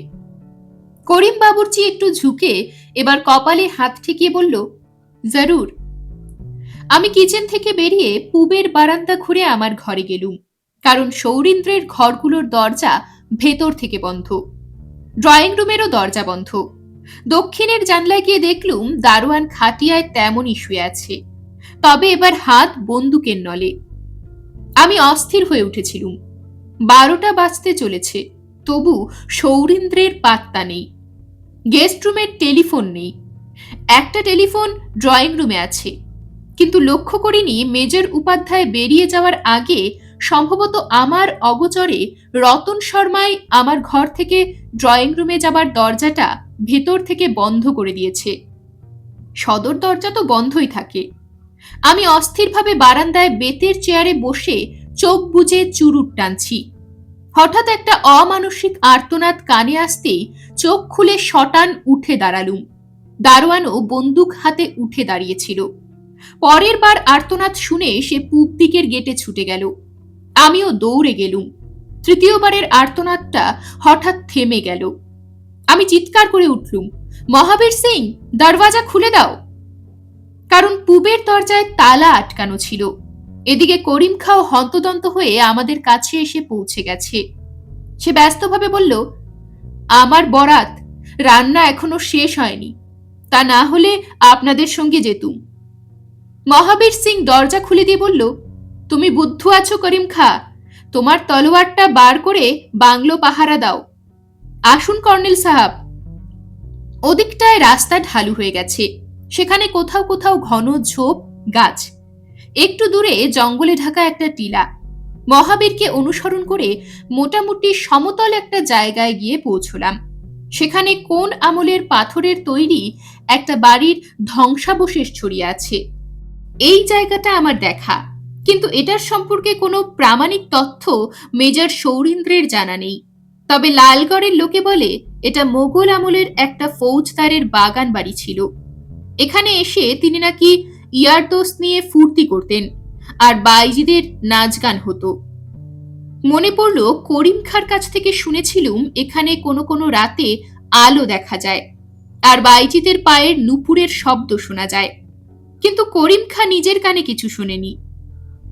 একটা পাথরের উপর বসে বাইনোকুলারে আমি জায়গাটা দেখার চেষ্টা করছিলুম, কিন্তু গাছপালা বাধার সৃষ্টি করছিল বটে। তবে মিনিট পাঁচেক পরে আমার চোখ পড়ল একটা পাথরের স্তূপের পাশে সিংহের কেশরের মতো কি যেন দেখা যাচ্ছে। আমি পকেট থেকে লোডেড রিভলভার বের করে নিয়েছিলুম। এবার মহাবীরকে আমার পেছনে চারিদিকে লক্ষ্য করে চলতে বলে গুড়ি মেরে এগিয়ে চললুম। তখন আর চোখে বাইনোকুলার নেই, কিন্তু খালি চোখে যা দেখলাম তাতে আমি শিউরে উঠে হন্তদন্ত হয়ে এগিয়ে গেলুম। একটু পরেই আমি থমকে দাঁড়ালুম। মহাবীর সিংহ এক লাফে আমার পাশে এসে দাঁড়িয়েছিল। সে বলে উঠল, হায় রাম, এ তো দেখছি পাগলা বাবা আছে। ওহ, পাগলা বাবার শরীরে এত রক্ত কেন? বলেই সে ছুটে গেল। আমি তাকে অনুসরণ করে গিয়ে দেখলুম যেগুলো সিংহের কেশর বলে মনে হচ্ছিল তা পাগলা বাবার জটা। তার বুকে অনেকগুলো অস্ত্র ক্ষত। দেখা মাত্র বুঝলুম ভোজালির ঘায়ে তার বুকে কয়েকটা জায়গায় আঘাত করা হয়েছে, এবং তখনও সেখান দিয়ে চাপ চাপ রক্ত বেরুচ্ছে। দ্রুত বাইনোকুলারের চারিদিক দেখে নিয়ে বললুম, মহাবীর, তুমি বাংলোয় গিয়ে দেখো মেজর সাহেবকে ফোন করা যায় নাকি। তিনি শেঠজিদের বাড়ি গেছেন। তোমার কাছে কি ড্রয়িং রুমের চাবি আছে? আছে বলে মহাবীর সিং দ্রুত উধাও হয়ে গেল। আমি রক্তাক্ত মৃতদেহের পাশের উঁচু পাথরের উপরে উঠে আততায়ীকে খুঁজতে লাগলাম। আমার এক হাতে বাইনোকুলার, অন্য হাতে উদ্যত আগ্নেয়াস্ত্র, কিন্তু কোথাও কোনো আততায়ীকে খুঁজে পেলুম না। একটু পরে পূর্বে একটা টিলার দিকে জঙ্গলে ময়ূরের চিৎকার শুনলুম। আমি জানি ওই চিৎকার স্বাভাবিক চিৎকার নয়, কোনো অদ্ভুত কিছু দেখে বা কারো তাড়া খেয়ে কয়েকটা ময়ূর একসঙ্গে চিৎকার করে উঠেছে। কিন্তু এখন আমাকে এই রক্তাক্ত মৃতদেহটা পাহারা দিতেই হবে। বুঝতে পারলুম আবার এক অদৃশ্য চিরকালের আততায়ী একটা রক্তাক্ত লাশ ফেলে আমাকে চ্যালেঞ্জ জানিয়েছে। এর পরের ঘটনাটা সংক্ষেপে জার্নালে লিখে রাখছি, কারণ এ ধরনের খুনের ঘটনায় পুলিশের একটা রুটিন বাঁধা পদ্ধতি আছে। থানার ওসি বদ্রীপ্রসাদ সিংহ আমাকে তত পাত্তা দেননি। তাছাড়া আমিও লালগড়ে আসার আগে আমার রীতি অনুসারে এলাকার পুলিশ কর্তৃপক্ষকে কিছু জানিয়ে আসিনি। আসলে আমি কল্পনাও করিনি যে লালগড়ে এ ধরনের ঘটনা ঘটতে পারে। বলা দরকার, দারোয়ান মহাবীর শেঠজিদের বাড়িতে ফোন করে মেজর সৌরীন্দ্রের খোঁজ পায়নি। অগত্যা নিজের বুদ্ধিমতো সে থানায় ফোন করেছিল। তারপর পুলিশ ওই জঙ্গলের ভেতর দিয়ে কাঁচা পথে গাড়ি নিয়ে এসে আমাকে এবং মহাবীর সিংকে প্রশ্ন করে দুজনের বক্তব্য জেনে নিয়েছিল। আমার প্রশ্নের উত্তরে থানার ওসি বদ্রীপ্রসাদ সিংহ বলেছিলেন, এই পাগলা বাবা নামে সন্ন্যাসীকে খুনের একটাই কারণ থাকতে পারে। সম্ভবত পাগলা বাবা এলাকার কোনো ডাকুর ডেরার খোঁজ পেয়েছিল। লালগড়ে অবশ্য আমি আসবার পর চোর ডাকু ইঁদুরের মতো ভেগে গেছে, কিন্তু আমার হাতে খবর আছে তাদের ডাকাতি করা মাল বেচার জন্য এই পাহাড় জঙ্গল এলাকায় কোথাও তাদের গোপন ডেরা আছে, যেখানে মালগুলো তারা লুকিয়ে রাখে। সেই মাল কিনে নেবার মতো লোকের অভাব এখানে নেই। মহাবীর সিং তাকে কিছু বলতে চেষ্টা করছিল, কিন্তু তিনি কোনো কথা না শুনেই তার জিপ গাড়িতে উঠেছিলেন। তারপর বলেছিলেন, তোমাদের মেজর সাহেবকে একবার আমার সঙ্গে দেখা করতে বলো। মেজর সৌরীন্দ্র উপাধ্যায় যে বাংলো থেকে বেরিয়ে গেছেন তা আমি ওসিকে আগেই বলেছিলুম। পুলিশ বাহিনী অ্যাম্বুলেন্সে রক্তাক্ত লাশ তুলে নিয়ে যাওয়ার পর বাংলোয় এসে বসে সৌরীন্দ্রের অপেক্ষা করছিলুম। মহাবীর সিং লালাজির বাড়িতেও ফোন করেছিল, কিন্তু সেখানেও সৌরীন্দ্রের খোঁজ পায়নি। প্রায় 1টা বাজতে চলেছে, লাঞ্চের সময় হয়ে এলো, অথচ সৌরীন্দ্রের কোনো পাত্তা নেই। মহাবীর খুব উদ্বিগ্ন হয়ে গেটের বাইরে গিয়ে দাঁড়িয়েছিল। করিম খাঁ তার কাছেই সব ঘটনা শুনেছিল এবং সে দূর থেকে পুলিশের গাড়ি দেখেছিল। তারপর সে আমার কাছে এসে উদ্বিগ্ন মুখে বলল, কর্নেল সাহেব, খুব ভয় লাগছে, মেজর সাহেবের কোনো ক্ষতি হয়নি তো? আমি ওকে বললুম, মেজর সাহেব সঙ্গে রাইফেল নিয়ে বেরিয়েছেন। উনি মিলিটারির অভিজ্ঞ অফিসার, নিজেকে বাঁচাবার ক্ষমতা তার আছে, কিন্তু তোমার কাছে আমার জানতে ইচ্ছা করছে পাগলা বাবাকে এমন নির্মমভাবে খুন করলো কে? করিম খাঁ গম্ভীর মুখে বলল, এ কাজ সেই শয়তান কালুয়ার। এর আগে একটা লোককে সে খুন করেছিল, ঠিক যেভাবে আপনারা বলছেন পাগলা বাবার বুক ফালাফালা করে দিয়েছে, ঠিক সেইভাবে। সে প্রায় বছর 5 আগের কথা। জিজ্ঞেস করলুম, একজন পাগল সাধুকে খুন করে তার কি লাভ? করিম বলল, আমি ভালোভাবেই জানি কালুয়া ভাড়াটে খুনির কাজ করে, কেউ তাকে দিয়ে এই খুনটা করিয়েছে। জিজ্ঞেস করলুম, একজন পাগলা সন্ন্যাসীকে খুন করে তার কি লাভ হবে? করিম বলল, এখন কিছু বোঝা যাচ্ছে না, তবে হুজুর, কর্নেল সাহেব, আমি সুযোগ পেলেই লালগড় যাব, সেখানে আমার অনেক ইয়ার দোস্ত আছে। এই সময় গেটের দিকে মেজরের গাড়ি দেখতে পেলুম। মহাবীর গেট খুলে দিয়ে সেলাম ঠুকে কিছু জিজ্ঞেস করল। সৌরীন্দ্র কি বললেন বোঝা গেল না, কিন্তু তিনি নিজেই গাড়ি ড্রাইভ করে এসেছেন। গাড়ি গ্যারেজে রেখে তিনি আমার কাছে এসে বললেন, দুঃখিত কর্নেল সরকার, একটা ঝামেলায় পড়ে এতক্ষণ সময় নষ্ট হলো। নিশ্চয়ই আপনার খুব খিদে পেয়েছে। খাঁ সাহেব, লাঞ্চের টেবিল সাজাও। বললুম, আপনার ম্যানেজার রতনবাবুকে কোথায় রেখে এলেন? সৌরীন্দ্র বললেন, রতনকে লালাজির বাড়ির ছোটকুর সঙ্গে একটা কাজের দায়িত্ব দিয়ে এলুম, সে ছোটকুদের বাড়িতেই খেয়ে নেবে। সৌরীন্দ্রের হাতে যথারীতি সেই রাইফেলটা ছিল। তিনি আমার ঘরের ভেতর পা বাড়িয়ে পিছিয়ে এলেন, বললেন, অতি সাবধানী রতনের কাণ্ড, এদিকের দরজা ওকে কে বন্ধ করতে বলল? যাই হোক, কর্নেল সরকার, আপনি সম্ভবত এত বেলায় আর স্নান করবেন না, পোশাক বদলে সোজা ডাইনিং হলে চলে আসুন। বলে তিনি পূর্বে কয়েক পা এগিয়ে দেওয়ালের আড়ালে অদৃশ্য হলেন। আমি পোশাক বদলানোর ঝামেলায় গেলুম না। বাথরুমে সাবান দিয়ে রগড়ে 2 হাত ধুয়ে ফেললুম। মুখে ও দাড়িতে জল ছিটিয়ে তোয়ালেতে মুছে অস্বস্তি ও ক্লান্তি ঝেড়ে ফেলতে পারলুম। ডাইনিং রুমে ঢুকে দেখি খাঁ সাহেব টেবিল সাজাচ্ছে। সৌরীন্দ্র তখনও আসেননি। আমি চাপা স্বরে বললুম, রতনবাবুকে তোমার মালিক লালাজির বাড়ির ছোটকুর সঙ্গে কি একটা কাজে পাঠিয়েছেন। করিম খাঁ একটু চমকে উঠল, তারপর খুব চাপা স্বরে বলল, বুঝেছি, ম্যানেজার বাবু ছোটকুকে সঙ্গে নিয়ে। তার কথা থেমে গেল। ভেতরের দরজার পর্দা তুলে মেজর সৌরীন্দ্র উপাধ্যায় ঘরে ঢুকলেন। দেখলুম তিনিও পোশাক বদলাননি। খাওয়ার টেবিলে কথা বলার আমি ঘোর বিরোধী, সৌরীন্দ্র তা ভালোই জানেন। অতএব দুজনে নিঃশব্দে খাওয়া শেষ করলুম। তারপর সৌরীন্দ্র বললেন, আমার সঙ্গে আসুন কর্নেল সরকার। আপনার তো লাঞ্চের পর শুয়ে পড়ার অভ্যেস নেই, আমারও নেই। ড্রয়িং রুমে বসে আমরা কিছু জরুরি বিষয়ে আলোচনা করব। তিনি ড্রয়িং রুমের সদর দরজা খুলে দিলেন। আমরা যেখানে সোফায় বসলুম সেখান থেকে গেটের কিছু অংশ দেখা যায়। চুরুট ধরিয়ে আমি সোজাসুজি চার্জ করার ভঙ্গিতে বললুম, মেজর উপাধ্যায়, আমার ধারণা ফৌজদারের কোঠির ধ্বংসাবশেষের কাছে পাগলা বাবা খুন হওয়ার কথা আপনি নিশ্চয়ই শুনেছেন।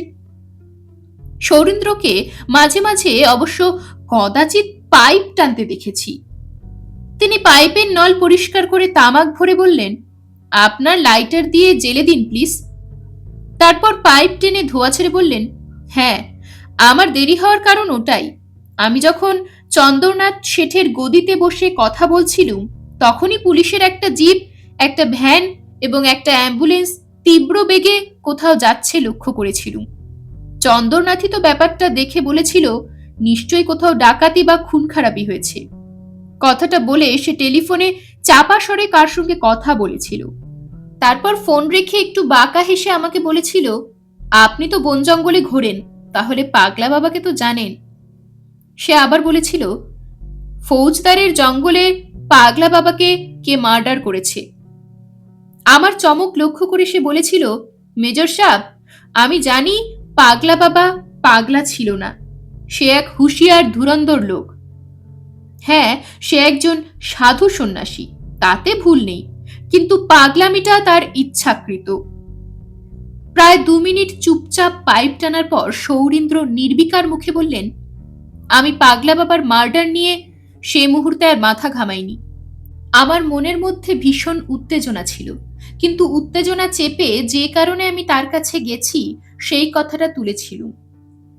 সৌরীন্দ্র হঠাৎ চুপ করলে আমি জিজ্ঞেস করলুম, চন্দ্রনাথকে কি কবচটা দেখিয়েছিলেন? সৌরীন্দ্র বললেন, না, আমি কবচের ভেতরে রাখা ওই চিরকুটটা ওকে দেখালুম। কাগজটা তার হাতে দিইনি। সে বিড়বিড় করে পড়ে নিয়ে বলল, এসব কথা তো আমি কিছুই জানি না, তবে আমার দিদিমা নারায়ণী একদিন এইরকম কিছু আমাকে বলতে চাইলেন। তার মানে লালগড় রাজবাড়ির কোনো লোকের কথা। তিনি নাকি দিদিমার শ্বশুর মশাইকে একটা কবচ না অন্য কিছু রাখতে দিয়েছিলেন, কিন্তু তার শ্বশুর মশাই সেটা হারিয়ে ফেলেন। বলে চন্দ্রনাথ খুব হাসতে থাকলো। শেষে বলল, এটা যেন খাজানা, তার মানে গুপ্তধনের গল্প হয়ে দাঁড়ালো। কিন্তু মেজর সাহেব, আপনার হাতের এই কাগজটা খুব ভাঁজ করা মনে হচ্ছে। আমার সন্দেহ ওটা কোনো কবজের ভেতর লুকানো ছিল। চুরুটের একরাশ ধোঁয়া ছেড়ে বললুম, চন্দ্রনাথ সত্যি বিচক্ষণ এবং ধুরন্ধর। সৌরীন্দ্র বললেন, হ্যাঁ, তবে তার বয়স 25-এর বেশি নয়। এই বয়সেই সে কারবার চতুর্গুণ ফুলিয়ে তুলেছে। বললুম, তারপর? সৌরীন্দ্র বললেন, আমার মাথার ভেতর যেন আগুন ধরে গিয়েছিল। একটা ব্যবসায়ী গদির অর্ধশিক্ষিত ছোকরা আমার সঙ্গে যেন তামাশা করছে। আমি অমনি তাকে রুষ্ট কণ্ঠস্বরে বললুম, হ্যাঁ, এটা একটা কবজের ভেতরেই ছিল, কিন্তু তোমার দিদিমার কথা শুনে মনে হচ্ছে অবিকল এই কাগজের কথাগুলি লিখে শেঠ পরিবারের পূর্বপুরুষ ধর্মচাঁদ শেঠকে আমার ঠাকুরদা রাজা জগদীন্দ্র উপাধ্যায় এর একটা হুবহু কপি দিয়েছিলেন, এবং সেই সতর্কতা বশে ঠিক এইরকম একটা কবজের মধ্যে পুরেই সিল করে রাখতে দিয়েছিলেন। বললুম, আপনার এই অনুমান অত্যন্ত যুক্তিগ্রাহ্য। মেজর বললেন, দুটো কবজের ভেতর থেকে চিরকুট বের হলে ধর্মত এবং আইনত রত্নপেটিকাটি আমার প্রাপ্য। চন্দ্রনাথ আমার রূঢ় কণ্ঠস্বর শুনে একটু ভরকে গিয়েছিল। লালগড়ে আমার প্রতিপত্তি আছে, সে ভালোই জানে। তাছাড়া তখন আমার হাতে রাইফেল। গদির পেছনের দিকে একটা ঘরে আমরা দুজনে কথা বলছিলুম। অস্থির হয়ে বললুম, শীতের বেলা দ্রুত ফুরিয়ে যাবে, আপনি সংক্ষেপে বলুন তারপর কি হলো।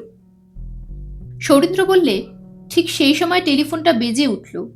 চন্দনার টেলিফোনটা তুলে সাড়া দেওয়ার পর তার মুখে চমক লক্ষ্য করলুম। সে ক্রমাগত হু হু বলতে থাকলো। প্রায় 5 মিনিট পরে সে বলল, তুমি একটা বুদ্ধু, তোমাকে কবে বলেছিলুম একদিন তুমি। চুপ, পরে কথা হবে। বলে সে রিসিভারটা রেখে দিল। আমি সতর্কভাবে তাকে জিজ্ঞেস করলুম, হঠাৎ কার ওপর খাপ্পা হলে চন্দ্রনাথ? সে বলল, আমি অনেক টাকা পাই, সুদসহ প্রায় 1.5 লক্ষ টাকা। ওটা আদায় করার জন্য একটা লোককে দায়িত্ব দিয়েছিলাম। সে বলছে লোকটা বাড়ি থেকে নিখোঁজ হয়ে গেছে। যাই হোক, আমি বললুম, তা আমার এই কবজের ব্যাপারে আমাকে দেখা করতে হবে। চন্দ্রনাথ বলল, আমার দিদিমা শয্যাশায়িনী, এখন তো আমার গদি ছেড়ে বেরোনোর উপায় নেই। আপনি বরং রাত্রির দিকে একটা টেলিফোন করে আমাদের বাড়িতে আসবেন। মেজর উপাধ্যায়ের পাইপের আগুন নিভে গিয়েছিল। তার কথায় লাইটার জেলে আবার ধরিয়ে দিলুম। তারপর বললুম, রতনবাবুকে ছোটকুর কাছে কি কাজে পাঠিয়েছেন আমার জানতে ইচ্ছা করছে। মেজর উপাধ্যায়, আমি এতক্ষণে বুঝে গেছি কেন পাগলা বাবা খুন হয়েছেন, কেন তিনি মৃত্যুর আগে কবজটা আপনাকে দিয়ে যেতে পেরেছেন। সৌরীন্দ্র কি ভাবলেন জানি না, তিনি টেলিফোন তুলে ডায়াল করতে থাকলেন। তারপর সাড়া পেয়ে বললেন, ওসি মিস্টার সিনহা আছেন কি? বলুন, মেজর উপাধ্যায় কথা বলবেন। হ্যাঁ নমস্কার, পাগলা বাবার মার্ডার সম্পর্কে আমি ইন্টারেস্টেড মিস্টার সিনহা। তার বডি কি হাসপাতালের মর্গে পাঠিয়েছেন? আমার সঙ্গে আমার বন্ধু কর্নেল নীলাদ্রি সরকারও যাবেন। ও, তার সঙ্গে আপনার ঘটনাস্থলে আলাপ হয়েছে? ঠিক আছে, আমরা কিছুক্ষণের মধ্যেই বেরোচ্ছি। কিছুক্ষণ পরে সৌরীন্দ্র গাড়ি বের করলেন। তারপর আমি তার বাঁ পাশে বসলুম। দারোয়ান গেট খুলে দিল। সৌরীন্দ্র তাকে বলে এলেন, সতর্ক থাকবে মহাবীর, আর খাঁ সাহেবকে বলবে সে যেন তার তলোয়ারটা নিয়ে তৈরি থাকে। আমাদের গাড়ি রাস্তায় নেমে যাওয়ার পর জিজ্ঞেস করলুম, আপনি জানেন আমার আড়ি পাতার অভ্যেস আছে। আপনারা বেরিয়ে যাওয়ার পর বাইনোকুলারে দেখেছিলুম শালবনের রাস্তা দিয়ে যাচ্ছেন। শালবনটা এখন হতশ্রী এবং ততটা আড়াল নেই। আমি আপনাদের গাড়িটা আর দেখতে পাইনি। সৌরীন্দ্র বললেন, আমি রতনকে গোপনে লালবাড়ি পাঠিয়েছিলুম। ওই পথে গেলে লালগড়ের পেছন দিকটায় ছোটকুর নিজস্ব বাংলোয় যাওয়া যায়। ওইদিকে একটা টিলার গায়ে তার বাংলো। বললুম, রতনকে কি এই কবচের কথা সব খুলে বলেছেন?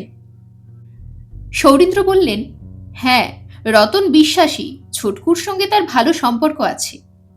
বলেই তিনি একটা গাছের ধারে গাড়ি দাঁড় করালেন। তখন দেখলুম রতন শর্মা একটা সাইকেল রিকশোতে চেপে ফিরে আসছেন। গাড়ির কাছে রিকশো দাঁড় করিয়ে তিনি মেজরের কাছে এসে বললেন, ওদিকে সাংঘাতিক ঘটনা ঘটেছে। পাগলা বাবাকে কেউ মার্ডার করেছে। হাসপাতালের কাছে প্রচন্ড ভিড় করে লোকেরা দাঁড়িয়ে আছে। পাগলা বাবাকে সবাই প্রচন্ড শ্রদ্ধা করত। মেজর বললেন, জানি। ছোটকু তোমাকে কি বলল? রতনবাবু বললেন, বাংলোয় গিয়ে আমি ছোটকুকে পাইনি। তার দারোয়ান বলল লালাবাবুকে কেউ টেলিফোন করেছিল। তারপর তিনি বন্দুক হাতে মোটর সাইকেলে চেপে বেরিয়ে গেছেন। কি আর করা যাবে? আমি ওই পথে লালগড়ে গিয়ে ঢুকলুম। তারপর লালাজির বাড়িতে ছোটকুর খোঁজ করলুম। ওই বাড়ির একজন চাকর বলল, ছোটকু বাবা বাড়িতে আসেননি, তিনি বোধহয় বাংলোতেই আছেন। আমি তখন ভাবলুম ছোটকু বাবা ক্লাবে গেছেন নাকি। ক্লাবেও তিনি নেই। তারপর রাস্তায় বেরিয়ে শুনি পাগলা বাবা মার্ডার হয়েছেন। সৌরীন্দ্র বললেন, ঠিক আছে, তুমি বাংলোয় ফিরে যাও, আমরা থানায় যাব। হঠাৎ আমার মনে হলো থানায় গিয়ে কি হবে, বরং আমার মন টানছে ঘটনাস্থলে যেখানে পাগলা বাবা খুন হয়েছেন। আমার ভেতর থেকে একটা তীব্র বাধার আবেগ আমার মুখ দিয়ে বেরিয়ে এলো। বললুম, মেজর উপাধ্যায়, থানায় পরে যাবেন, চলুন রতন বাবুকে নিয়ে আমরা বাংলোয় ফিরে যাই, তারপর আপনাকে নিয়ে আমি ঘটনাস্থলে যাব। মেজর উপাধ্যায় আমার দিকে তাকিয়ে আমার মনোভাব আঁচ করলেন। তিনি বললেন, ঠিক আছে, তবে গাড়ি করেও সেখানে যাওয়া যায়। ওই রাস্তাটা গেছে একটা আদিবাসী গ্রামের দিকে। তার কাছে ফৌজদারি কুঠির ধ্বংসাবশেষ। রতনবাবু রিকশোয় গিয়ে উঠলেন। মেজর উপাধ্যায় গাড়ি ঘুরিয়ে দক্ষিণে চললেন। ওই পথেই সকালে আমরা এসেছিলুম। মিনিট 5 পরে জঙ্গলে ঘুরে মেজরকে গাড়ি দাঁড় করাতে বললুম। গাড়ি থেকে নেমে বাইনোকুলারে লক্ষ্য করলুম চকরা বকরা সোয়েটার পরা এবং মাথায় টুপি ও মাফলার জড়ানো একটা লোক এইমাত্র পাথরের আড়ালে অদৃশ্য হয়ে গেল। লোকটা যে খুনের জায়গায় কিছু একটা করছিল এতে সন্দেহ নেই। অপরাধ তত্ত্বে বলে হত্যাকারী তার হননস্থলে আবার ফিরে যায়। এটা নাকি মনস্তত্ত্বের কথা। ওই লোকটাই কি খুনি? লোকটাকে খুঁজে বার করার জন্য আমি আরো একটা পাথরের স্ল্যাবের উপরে উঠে বাইনোকুলারে লক্ষ্য রাখলুম। যখন আমি তাকে তন্ন তন্ন করে খুঁজছি তখন উপাধ্যায় জিজ্ঞেস করলেন, আপনি কি কাউকে দেখতে পেয়েছেন? মুখে কিছু বললাম না, কিন্তু আমার বাইনোকুলারে সে ধরা পড়েছিল। সে বাঁদিকে আমার কাছ থেকে অন্তত 200 গজ দূরে ঝোপঝাড়ের আড়াল দিয়ে গুড়ি মেরে চড়াইয়ে উঠে যাচ্ছিল। তারপর তাকে আর দেখতে পেলুম না। নিচে নেমে এসে বললুম, যাকে খুঁজছিলুম তাকে পেয়ে গেছি, তবে তার পেছনে ছুটে লাভ নেই। আমার দৃঢ় বিশ্বাস আমি পাগলা বাবার খুনিকেই দেখলুম। সৌরীন্দ্র চমকে উঠে বললেন, সে আবার কেন এখানে এসেছিল? বললুম, কথাটা বলবো, আপনি একা গাড়ি ঘুরিয়ে নিয়ে বাংলোয় চলুন। আমি পায়ে হেঁটে নাক বরাবর আপনার বাংলোর পূর্ব গেটে পৌঁছচ্ছি। দেরি করবেন না, প্রতিটি মুহূর্ত এখন মূল্যবান। মেজর গাড়ি নিয়ে চলে গেলেন। আমি বাংলোর গেটে পৌঁছানোর আগেই দেখলুম রতনবাবু ছুটে আসছেন। তিনি বললেন, মেজর সাহেব কোথায়? বললুম, উনি গাড়ি নিয়ে ঘুরপথে আসছেন। কি ব্যাপার? ছোটকা এসে বসে আছে বলে রতনবাবু বাংলোর দিকে চড়াইয়ে উঠতে থাকলেন। আমি তাকে অনুসরণ করলুম। রতনবাবুর সঙ্গে বাংলোর ড্রয়িং রুমে ঢুকে দেখি একজন বলিষ্ঠ চেহারার যুবক বসে আছে। সে আমাকে দেখে উঠে দাঁড়িয়েছিল। রতনবাবু বললেন, ইনি কলকাতার সেই কর্নেল সাহেব। ছোটকা তখনই আমাকে প্রণাম করতে এলো। আমি তাকে দাঁড় করিয়ে দিলুম। বললুম, প্রণাম মনে মনে করো, মেজর সাহেব এখনই এসে পড়ছেন। আমার মুখোমুখি বসো, আমি তোমাকে কয়েকটা প্রশ্ন করব। ছোটকাকে উত্তেজিত দেখাচ্ছিল। সে বসার পর বলল, বলুন কর্নেল সাহেব, আমি এখনই হাসপাতালের মর্গ থেকে আসছি। কথাটা শুনেই বললুম, তুমি কি পাগলা বাবাকে চিনতে পেরেছ? সে শ্বাস প্রশ্বাসের সঙ্গে গলার ভেতর বলল, হ্যাঁ, পাগলা বাবাকে আমি চিনতে পেরেছি। এতদিন তার কথা শুনেছি, বার দুই দূর থেকে জঙ্গলের ভেতরে তাকে দেখতেও পেয়েছি। কিন্তু কর্নেল সাহেব, আমি কিছুতেই বুঝতে পারিনি এই সন্ন্যাসী আমাদের নিরুদ্দিষ্ট ছোট ঠাকুরদা অনন্তরাম লালা। আমি বুঝতে পারলাম না কে তাকে অমন নির্মম ভাবে খুন করলো, কেনই বা তাকে খুন করা হলো। বললুম, তার আগে তুমি বলো, কে তোমাকে টেলিফোনে ডেকেছিল যে তোমার বাংলো ছেড়ে মোটর সাইকেলে বেরিয়ে গিয়েছিলে? ছোটকা জ্যাকেটের পকেট থেকে রুমাল বের করে দু চোখ মুছে বলল, আমাকে শেঠ বাড়ির মহিলা টেলিফোনে বলেছিলেন চন্দরনাথের দিদিমা নারায়ণী দেবী আমার সঙ্গে কথা বলতে চান। আমি যেন এখনই গিয়ে তার সঙ্গে দেখা করি। এই সময় বাইরে গাড়ির শব্দ হলো। দেখলুম সৌরীন্দ্রের গাড়ি বাংলোর গ্যারেজের দিকে অদৃশ্য হলো। রতনবাবু বেরিয়ে সম্ভবত সৌরীন্দ্রকে ছোটকার খবর দিতে গেলেন। আমি বললুম, তারপর তুমি শেঠ বাড়ি গেলে? নারায়ণী দেবী কি বললেন? ছোটকার চোখে মুখে বিস্ময় লক্ষ্য করলাম। সে বলল, আমার মনে হচ্ছে মেজর সাহেবের কাছে আপনি শেঠ বাড়ির কথা শুনেছেন। বললুম, শুনেছি, তবে আমি জানি না মেজর সৌরীন্দ্র উপাধ্যায়ের ঠাকুরদা রাজা জগদীন্দ্র উপাধ্যায়ের কোনো রত্নপেটিকা সংক্রান্ত গোপন কাহিনী তুমি জানো কিনা। ছোটকা চাপা স্বরে বলল, আমার ঠাকুরমা বিন্ধবাসিনী দেবীর কাছে ওই গুপ্ত কথা শুনেছিলুম।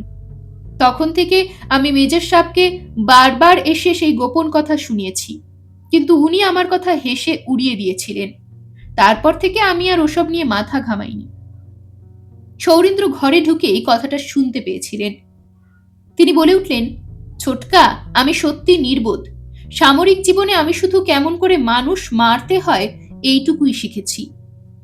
বললুম, মেজর উপাধ্যায়, আপনার কোনো দোষ নেই।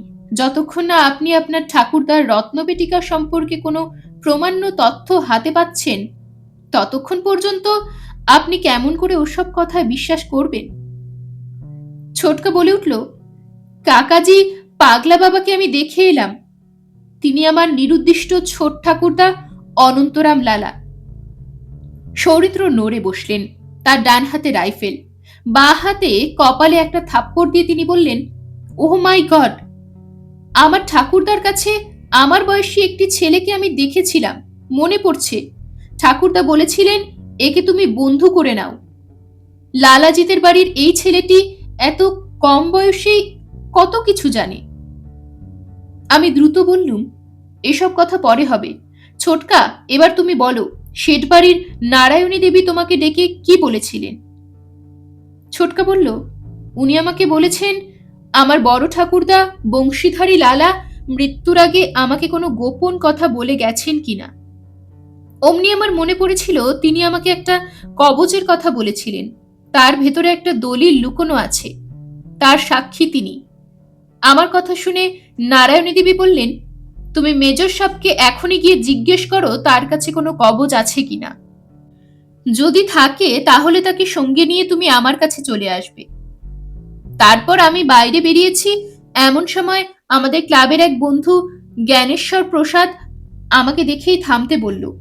তারপর সে কাছে এসে আমাকে চুপি চুপি বলল সে কালুয়াকে শেঠদের গদি থেকে বেরিয়ে আসতে দেখেছিল। কালুয়া আমাকে আর জ্ঞানেশ্বরকে প্রচন্ড ভয় করে চলে, কারণ আমাদের ক্লাব থেকে ওকে একসময় আমরা দুজনেই টাকা পয়সা দিয়ে সাহায্য করতুম, কারণ তখন তার হাতে কোনো কাজ ছিল না। সে লালগড়ে লোকের বাড়িতে চেয়ে চিনতে খেয়ে বেড়াতো, কিন্তু আমরা জানতুম তার মধ্যে এক ভয়ঙ্কর খুনি আছে। তাকে সৎপথে আনার জন্য ওর জন্য কাজ খুঁজতুম, কিন্তু কিছুদিন আগে সে চন্দ্রনাথের পাল্লায় পড়ে। আমাদের সঙ্গে দেখা হলে সে এড়িয়ে যায়। এই সময় বাবুর্চি করিম খা ঘরে ঢুকে বলল, ছোটকা সাহেব, আমার কাছে জেনে নিন পাগলা বাবাকে খুন করেছে ওই শয়তানের রাজা কালুয়া। ঘরে যেন হঠাৎ বজ্রপাত হয়েছে, এইভাবে মেজর উপাধ্যায়, ছোটকা এবং রতনবাবু চমকে উঠেছিলেন। আমি বিন্দুমাত্র বিচলিত না হয়ে বললুম, করিম খা ঠিকই বলছে। মেজর উপাধ্যায়, আপনি তখন বলছিলেন আপনার সামনেই চন্দ্রনাথকে কেউ টেলিফোন করেছিল এবং চন্দ্রনাথ তাকে ক্রুদ্ধ স্বরে কি বলেছিল আপনার নিশ্চয়ই মনে পড়ছে। সৌরেন্দ্র বললেন, হ্যাঁ, মনে পড়ছে। কর্নেল সরকার তাহলে কি তাকে ফোন করেছিল? তার কথার উপর বললুম, ফোন করেছিল কালু। আমার হিসেব মতো সে টেলিফোনে জানিয়েছিল পাগলা বাবাকে খুন করেও সে তার কাছে কোনো কবচ খুঁজে পায়নি। ছোটকা বলল, আমার সামনে থেকে একটা পর্দা সরে গেল। আমি বুঝতে পারছি আমাকে নারায়ণী দেবী ডেকেছেন সেই খবর শেঠ বাড়ি থেকে তাদের গদিতে চন্দ্রনাথের কাছে কেউ পৌঁছে দিয়েছিল। তাই সে কালুয়াকে দায়িত্ব দিয়েছিল পাগলা বাবাকে যে কোনো ছলে কোনো নিরালা জায়গায় নিয়ে গিয়ে খুন করার। কারণ সে কবচ চাইলে পাগলা বাবা তার দৈত্যের মতো বিশাল শরীর নিয়ে কালুর উপর ঝাঁপিয়ে পড়বেন এবং কালুর মতো একটা ইঁদুর ভোজালে দিয়েও আত্মরক্ষা করতে পারবে না। তাই তাকে ভোজালির আঘাতে ধরাশায়ী করেছিল সে। আমি বললুম, ঠিক তাই, কারণ পাগলা বাবা আর্তনাদ করেছিলেন। সেই আর্তনাদ শুনেই আমরা ছুটে গিয়েছিলুম। আমরা তাকে প্রায় নগ্ন দেখেছিলুম। তার মানে কালুয়া কবচ খুঁজে বার করার জন্য তার পরনের কৌপিনের মতো কাপড়টা একটানে খুলে ফেলেছিল, তারপর আমাদের সাড়া পেয়ে পালিয়ে যায়। মেজর উপাধ্যায় বললেন, সত্যি আমাদের মুখের উপর থেকে একটা কালো পর্দা সরে গেল। এখন আমার ভয় হচ্ছে শয়তান চন্দ্রনাথ তার দিদিমার কোনো ক্ষতি করবে কিনা। বললুম, ঠিক বলেছেন মেজর উপাধ্যায়, আপনি এখনই টেলিফোনে ওসি মিস্টার সিনহাকে জানিয়ে দিন যেন চন্দ্রনাথকে গ্রেপ্তার করেন। তাকে খুলেই বলুন চন্দ্রনাথই কালুয়াকে দিয়ে পাগলা বাবাকে খুন করিয়েছে। খুনের মোটিভ আপনি থানায় গিয়ে পরে জানাবেন। সৌরেন্দ্র তখনই টেলিফোনের কাছে গিয়ে রিসিভার তুলে ডায়াল করতে শুরু করলেন। আমি পিছু ফিরে করিম খাকে ইশারায় কফি করতে বললুম। এই মুহূর্তে আমিও উত্তেজিত। কফি আমাদের নার্ভকে শায়েস্তা করে ফেলবে। সৌরেন্দ্র ফোন করে এসে বসার পর আমি বললুম, আর তাড়াহুড়োর কারণ নেই। খা সাহেবকে কফি আনতে বলেছি। কফি খেয়ে আমরা ধীরে সুস্থে বেরুব। রতন শর্মা বললেন, আমাকেও কি আপনাদের সঙ্গে যেতে হবে? সৌরেন্দ্র বললেন, না, তোমাকে আমার শটগানটা দিচ্ছি, তুমি বাড়ি পাহারা দেবে, কারণ ওই শয়তান কালুয়া এবার হয়তো আমার বাংলোয় চুপি চুপি হানা দেবে। না, এখন নয়, শীতের বেলা ফুরিয়ে আসছে, একটু পরেই কুয়াশার অন্ধকারে চারিদিক ঢেকে যাবে। বাড়ির চারপাশের সব আলো জ্বেলে দেবে, তারপর সতর্কভাবে চারিদিকে লক্ষ্য রাখবে বলে তিনি তার বেডরুম থেকে শটগানটা নিয়ে এলেন। রতনবাবুকে দিয়ে তিনি আবার বললেন, আরো 4টে কার্তুজ তুমি প্যান্টের পকেটে রেখে দাও, এতে একটা কার্তুজ ভরা আছে। রতন শর্মা বন্দুক হাতে বেরিয়ে গেলেন। তাকে মহাবীরের কাছে যেতে দেখলুম। কিছুক্ষণের মধ্যে করিম খাঁ কফির ট্রে নিয়ে এলো। আমরা তিনজনে কফির পেয়ালা তুলে নিলুম। সৌরীন্দ্র বললেন, করিম, আমি রতনকে বাড়ি পাহারার দায়িত্ব দিয়েছি, তুমিও হুঁশিয়ার থাকবে। বললুম, হ্যাঁ, তুমি তোমার ধারালো তলোয়ার নিয়ে কালুর হামলার জন্য তৈরি থাকবে। আমরা যখন লালগড়ের শেড বাড়িতে পৌঁছলুম তখন রাস্তার ধারে সব আলো জ্বলে উঠেছে। ছোটকা তার মোটর সাইকেল থেকে নেমে বাড়ির গেটের দিকে এগিয়ে গেল। মেজর উপাধ্যায় এবং আমি গাড়ি থেকে বেরিয়েই দেখলুম গেটের ভেতরে এবং বাইরে এক দঙ্গল আর্মড কনস্টেবল এবং একজন পুলিশ অফিসার দাঁড়িয়ে আছেন। সৌরীন্দ্রকে দেখেই তিনি নমস্কার করে বললেন, চন্দ্রনাথকে এই বাড়ির ভেতর থেকে অ্যারেস্ট করা হয়েছে। ওসি মিস্টার সিনহা নিজে আসেননি, কি করতে হবে বলে দিয়েছিলেন। আমরা আসতে আর 5 মিনিট দেরি করলে হয়তো কিছু একটা ঘটে যেত। আমি জিজ্ঞেস করলুম, কি ঘটে যেত বলতে আপত্তি আছে? পুলিশ অফিসার একটু হেসে বললেন, আপনি সেই বিখ্যাত কর্নেল সাহেব। আমি চন্দ্রপুর থানায় থাকার সময় আপনার কথা শুনেছিলুম। আপনারা ভেতরে যান। নারায়ণী দেবীর ঘরে সেকেন্ড অফিসার আছেন। চন্দ্রনাথকে থানার হাজতে পাঠানো হয়েছে। ছোটকা বলল, একটু ঝেড়ে কাশুন mister Trivedi. Police officer mister Trivedi বললেন, ভেতরে গিয়ে নিজে দেখতে পাবেন। চন্দ্রনাথ তার অসুস্থ দিদিমাকে কোনো কবিরাজের পাচন খাওয়াতে যাচ্ছিলেন। ওই পাচন খেলে নাকি নারায়ণী দেবীর ম্যাজিক কিওর হয়ে যেত। উনি কিছুতেই খেতে চাইছিলেন না, তাকে খাওয়ানোর জন্য ধস্তাধস্তি চলছিল। এমন সময় আমাদের সেকেন্ড অফিসার রামেশ্বর রাও নারায়ণী দেবীর ঘরের দরজায় ধাক্কা দেন, কিন্তু দরজা কেউ খুলে দিচ্ছিল না। পুলিশের লাঠির জোর আপনি তো বোঝেন, লাঠির জোরে দরজা ভেঙে গিয়েছিল, বাকিটা নিজেরাই করেছিল। দুজন কনস্টেবল মিস্টার ত্রিবেদীর ইশারায় আমাদের সঙ্গে নিয়ে লন পেরিয়ে উঁচু বারান্দায় উঠল। তারপর বাঁদিকের একটা ঘর দেখিয়ে বলল, ওই দিকে চলে যান। আমি সৌরীন্দ্র ও ছোটকাকে পাশ কাটিয়ে দ্রুত ওই ঘরে ঢুকলুম। ঘরে উজ্জ্বল আলো জ্বলছিল। একটা চেয়ারে একজন অফিসার বসেছিলেন। তিনি উঠে দাঁড়ালেন। দেখলুম দেওয়াল ঘেঁষে উঁচু পালঙ্কের ওপর এক বৃদ্ধা মহিলা পেছনে কয়েকটা বালিশে হেলান দিয়ে বসে আছেন। পালঙ্কের নিচে একটা ভাঙা গেলাস আর কিছুটা কালচে রঙের তরল পদার্থ পড়ে আছে। পালঙ্কের মাথার দিকে দাঁড়িয়ে আছেন এক বলিষ্ঠ প্রৌঢ়া, সম্ভবত তিনি নারায়ণী দেবীর পরিচারিকা। সেকেন্ড অফিসার রামেশ্বর রাও বললেন, আসুন মেজর সাহেব, ওসি মিস্টার সিনহা এখনই এসে পড়বেন। ওই দেখুন ওখানে বিষাক্ত আরোপ পড়ে আছে। ওই মহিলাটির নাম কলাবতী, নারায়ণী দেবীর পরিচারিকা। দেখতেই পাচ্ছেন কলাবতী একজন সমর্থ স্ত্রীলোক। তার ধাক্কাতেই বিষাক্ত আরকের গ্লাসটা পড়ে ভেঙে গেছে। মেজর সৌরীন্দ্র উপাধ্যায় নারায়ণী দেবীর কাছে গিয়ে মৃদু স্বরে বললেন, আমাকে চিনতে পারছেন? নারায়ণী দেবী ফ্যাল করে আমাদের দিকে তাকিয়েছিলেন। তিনি মাথা নাড়লেন। তখন আমার নির্দেশে সৌরীন্দ্র তার বুক পকেট থেকে সেই কবচটা বের করে বৃদ্ধাকে দেখিয়ে বললেন, আমি লালগড় রাজবাড়ির বংশধর সৌরীন্দ্র উপাধ্যায়।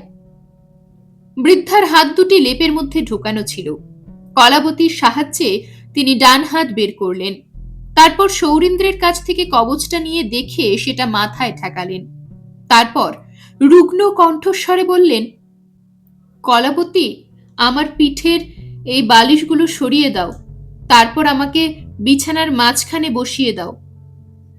কলাবতী তার নির্দেশ পালন করলেন।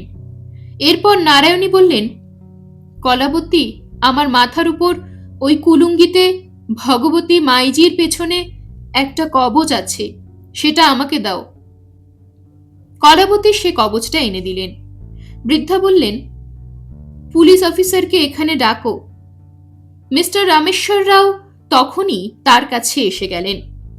তিনি কবচ দুটোর সিল খুলে তার ভেতর থেকে দুটো কাগজ বের করতে বললেন। মিস্টার রাও সৌরীন্দ্রের দিকে তাকিয়ে বললেন, একটা মোটা সুই পেলে হতো। আমার জ্যাকেটের ভেতর পকেটে নরুন ও চিমটে নিয়ে গিয়েছিলুম। বললুম, কবচ দুটো আমাকে দিন।